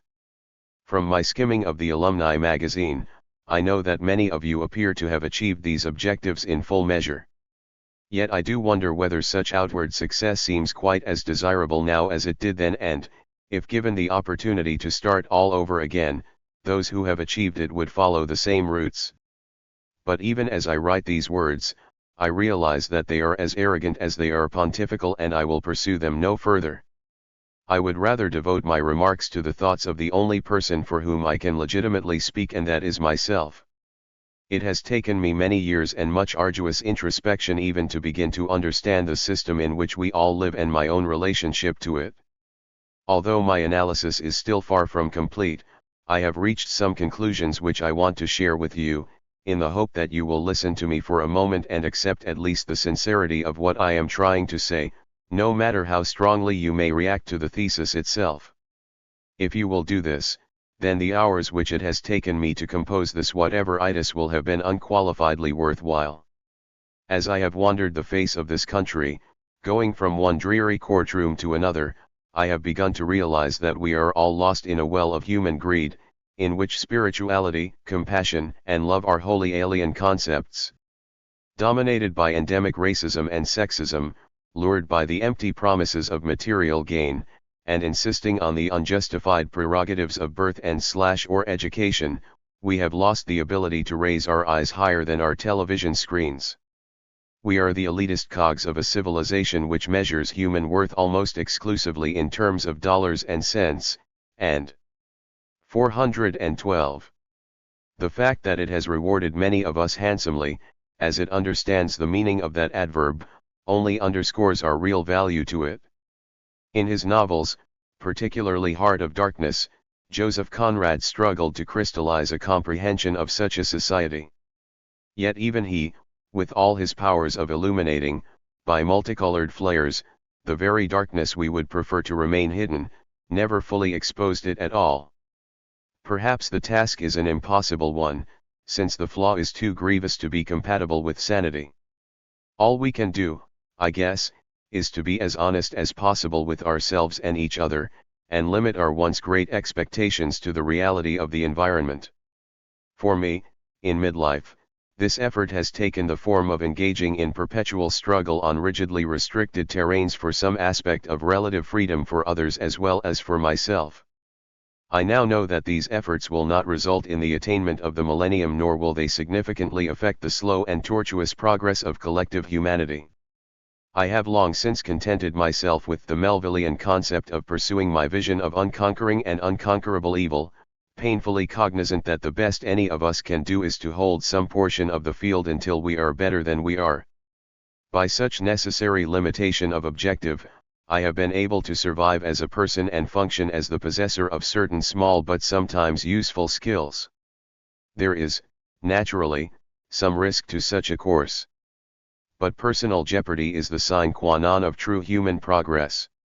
When I first saw Michelangelo's statue of David, I began to understand the real genius of the sculptor. Unlike all the other artistic portrayals of the future king of Israel, Michelangelo's version presents him in the moments before he had slain Goliath. He is shown with the rock in one hand and the sling in the other, at precisely the time he is deliberating whether to risk his neck or not. The personal war going on in his head as to whether he will dare or not is one with which we all have wrestled in one way or another, over the years of our lives. How we have resolved every such struggle is, in the main, known only to each of us, as the extent of personal risk, as well as the courage it evokes, can only be truly evaluated by the degree of privacy involved in its genesis. I guess what I am trying to say, with as much earnestness as can muster, is that the only life worth living is one which is devoted to the welfare of others. Everything else, the earning of daily bread, the satisfaction of individual ego, the attainment of personal goals, must remain avocation rather than vocation. Only then can the lasting nature of human interdependence be understood and affirmed. Or, as the mother of George Meade, the first, I believe, of our classmates to be killed in World War II, wrote to me after his death, at least he died for, and not of, something. If this be reason, make the most of it. Chapter 15. The movement is not dead. This letter to the editor of the New York Times was published on March 17, 1972. Here, Kunstler refutes the newspaper's periodic assertions that the movement is dead. To the editor. Several weeks ago I was interviewed in a Baltimore restaurant by one of your reporters who informed me that he was gathering material for what he characterized as a mood piece. The result of this encounter appeared in your issue of February 21 under the unfortunate and highly misleading headline "Kunstler agrees left is less militant." While I have enormous respect and much affection for the reporter in question, I think that his article gives a totally false impression of both my opinions and my beliefs as to the state of the movement for social change in America. The movement is not dead and can never die so long as there are men and women who continue to search for a cleaner, sweeter, and more decent life, not only for themselves but for everyone everywhere. The movement is not dead and can never die so long. The movement is not dead. 115. As there are some people, no matter how few, who search out horizons far wider than the restrictive boundaries of their own self-interest. The movement is not dead and can never die until that day when not a single human being dares to step from safe obscurity and stand beside the hated, the feared, and the despised. As Fred Hampton so often used to say, the beat goes on. In San Jose, California, Angela Davis is fighting for her life and those of her brothers and sisters in the life-denying ghettos and barrios of this paradoxical land of ours. In Harrisburg, PA, Philip Berrigan strides into court each weekday morning to give the lie to his country's calculated misuse of the judicial process. On college and university campuses across the land, young people have not lost their heartfelt conviction that we are better than we have become and that human love and comradeship are infinitely more desirable than the false security of a meaningless and hypocritical national mythology. And D-Yard at Attica now stands for the undeniable proposition that even barriers of steel and stone cannot blunt the endless quest of all mankind for some essential measure of dignity and worth.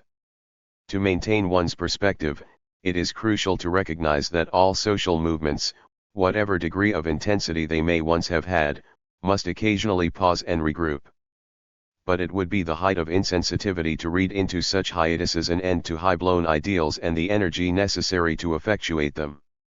That we are in such a period now, few would deny, but to over-magnify it into surrender and defeat is to misread all history and ignore the eternal incandescence of the human spirit. We wake even as we sleep and we live even as we die. The movement is dead. Long live the movement. William M Kunstler. New York, March 17, 1972. Afterword. Bill Kunstler. An appreciation. William Kunstler died on September 4, 1995. The Hon. Guston L. Reichbach wrote this appreciation of him in the New York Law Journal on November 13, 1995. Judge Reichbach sits on the Supreme Court in Brooklyn, New York. The 1960s witnessed the start of an enormous expansion of the legal profession. It was the dawn of an era when many, myself included, were drawn to the profession not for its traditional lures of prestige and fortune but rather out of a commitment to the dispossessed and opposition to the forces of domination. As a young boy I had read Attorney for the Damned, a collection of Clarence Darrow's most famous courtroom summations. Darrow was my hero and inspiration. Labor's greatest champion, Darrow traveled the country, transfixing juries as he represented the militant heroes of the nascent workers' movement under attack by both the state and armed corporate might.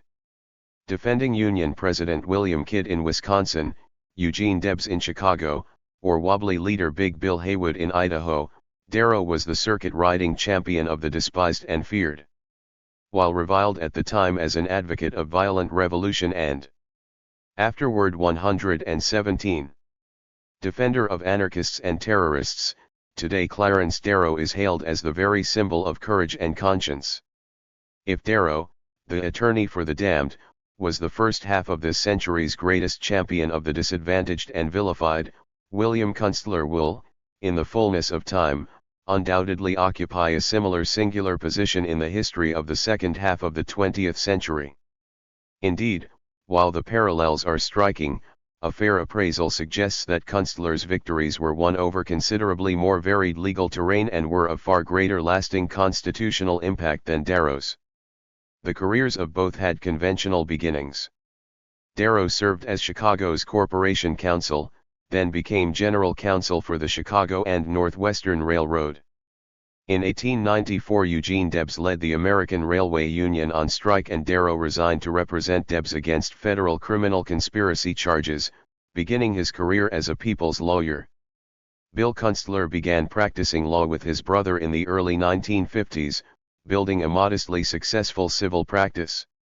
In the early 1960s he began making roaming forays across the Deep South, representing Martin Luther King, Jr., Freedom Riders, and the leaders of the Student Nonviolent Coordinating Committee.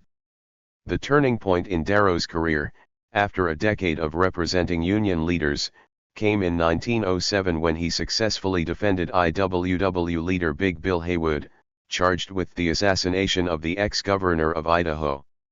Darrow, to the horror of his respectable admirers, declared his unqualified loyalty to his clients in their battle against capital, declaring to the jury, "I don't care how many wrongs they committed, how many crimes, how many brutalities they are guilty of. I know their cause is just." Kunstler, like Darrow, was assailed for supporting and identifying too closely with his clients and their cause. For Kunstler, after a decade of success in civil rights cases, the transforming event was his involvement in the Chicago conspiracy trial in 1970. From that moment Kunstler made an irrevocable commitment on behalf 118 of the dispossessed and in opposition to the forces of power and privilege. Thereafter, Kunstler chose to unconditionally support people of color, the weak, the scorned, the embattled, the unpopular. Darrow's singular constitutional case was the Scopes Monkey trial in 1925 in Tennessee, where he appeared on behalf of the American Civil Liberties Union to attack that state's prohibition on teaching evolution. As an appellate counsel, Kunstler's advocacy spanned 3 decades, beginning with numerous U.S. Supreme Court victories during the Civil Rights era. In 1984 Kunstler successfully argued the unconstitutionality of New York's death penalty law. In 1989 he prevailed before a conservative Supreme Court which upheld his claim that flag burning was protected First Amendment activity. The Scopes case was the only one in Darrow's career in which he appeared without fee. For Kunstler, after Chicago, the retained case was exception in his massive caseload. Near the end of both their careers Darrow and Kunstler were attacked by former allies, accused of selling out. In Darrow's case the charge was wealth, in Kunstler's, fame. Darrow was 67 when he defended Leopold and Loeb, sons of Chicago's wealthiest families, in a brutal thrill-killing case. Kunstler at 70 was similarly assailed for appearing on behalf of John Gotti, the Teflon Don. Despite the criticism, Both men took on these cases because they implicated long-standing principles each held dear. For Darrow, it was his opportunity to argue against capital punishment; for Kunstler, a chance to vindicate the principle that the government could not deny a defendant counsel of their choice. On Labor Day 1995, William Moses Kunstler, America's most controversial lawyer, died at the age of 76. For more than 3 decades, Bill was a legal bulwark and ever-available zealous defender of the social change movements that have shaped our times. Many were surprised to learn Bill was 76, he seemed both so ever-present and so ageless. Kunstler, learning from clients like Abby Hoffman, reveled in his notoriety and masterfully used the attendant public attention he could command to benefit his client's case and cause. Yet Bill's celebrity tends to overshadow the enormous range of his advocacy skills. At a time when the legal profession is increasingly narrowly specialized, Bill Kunstler's range of achievements included unlikely acquittals in seemingly hopeless criminal trials, civil litigator and master of procedural strategy and appellate advocate including constitutional appeals in the U.S. Supreme Court and the highest courts in many states. Critics tried to deprecate Bill's legal skills and, ignoring his tremendous rapport with jurors, accused him of grandstanding, calling him reckless and a publicity hound.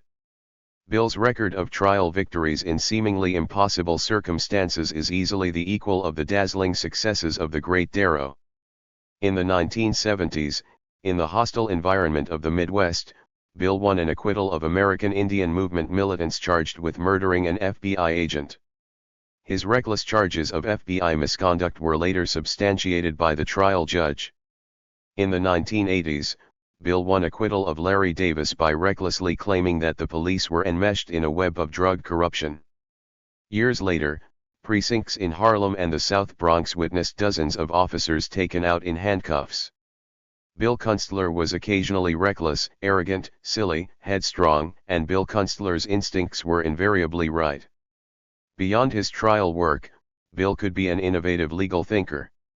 In the early 1960s, at a critical junction in the anti-apartheid struggle in this country, when the momentum of the Southern civil rights movement was threatened by mass arrests and summary convictions and sentences in racist local courts, Bill and his Lawyers Guild colleague, Professor Arthur Kinoe, discovered and employed an unused statute from the Reconstruction era to remove those local prosecutions to the federal courts and thus keep demonstrators on the street. Living Oliver Wendell Holmes's admonition to share the action and passion of his time, Kunstler inspired 3 generations.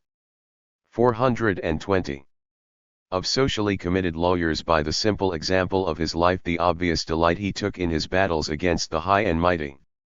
Bill was deeply trusted by the most remarkable range of people who, finding themselves blinded by the glare of sudden notoriety, knew they could depend on him to unstintingly champion their interests. But remarkably, Bill was also there in hundreds of non-famous cases, bringing the same enthusiasm and commitment to the people he represented. Bill had a grand time and showed the possibility that the unceasing quest for justice could be a joyous one. Beyond his brilliant lawyering and bravura personality, Bill was a cultured intellect and man of letters. He earned a Yale B.A. in French, a law degree from Columbia, and was the author of legal texts, popular histories, and volumes of verse. I last saw him at the National Arts Club, reading his sonnets.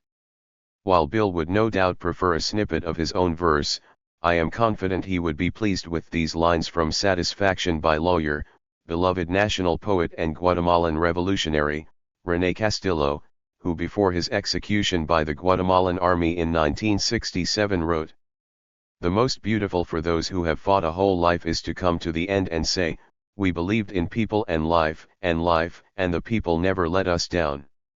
And so they are one for the people. And so the infinite example is born. Not because they fought a part of their lives but because they fought all the days of all their lives. And so they are, distant fires, living, creating the heart of example."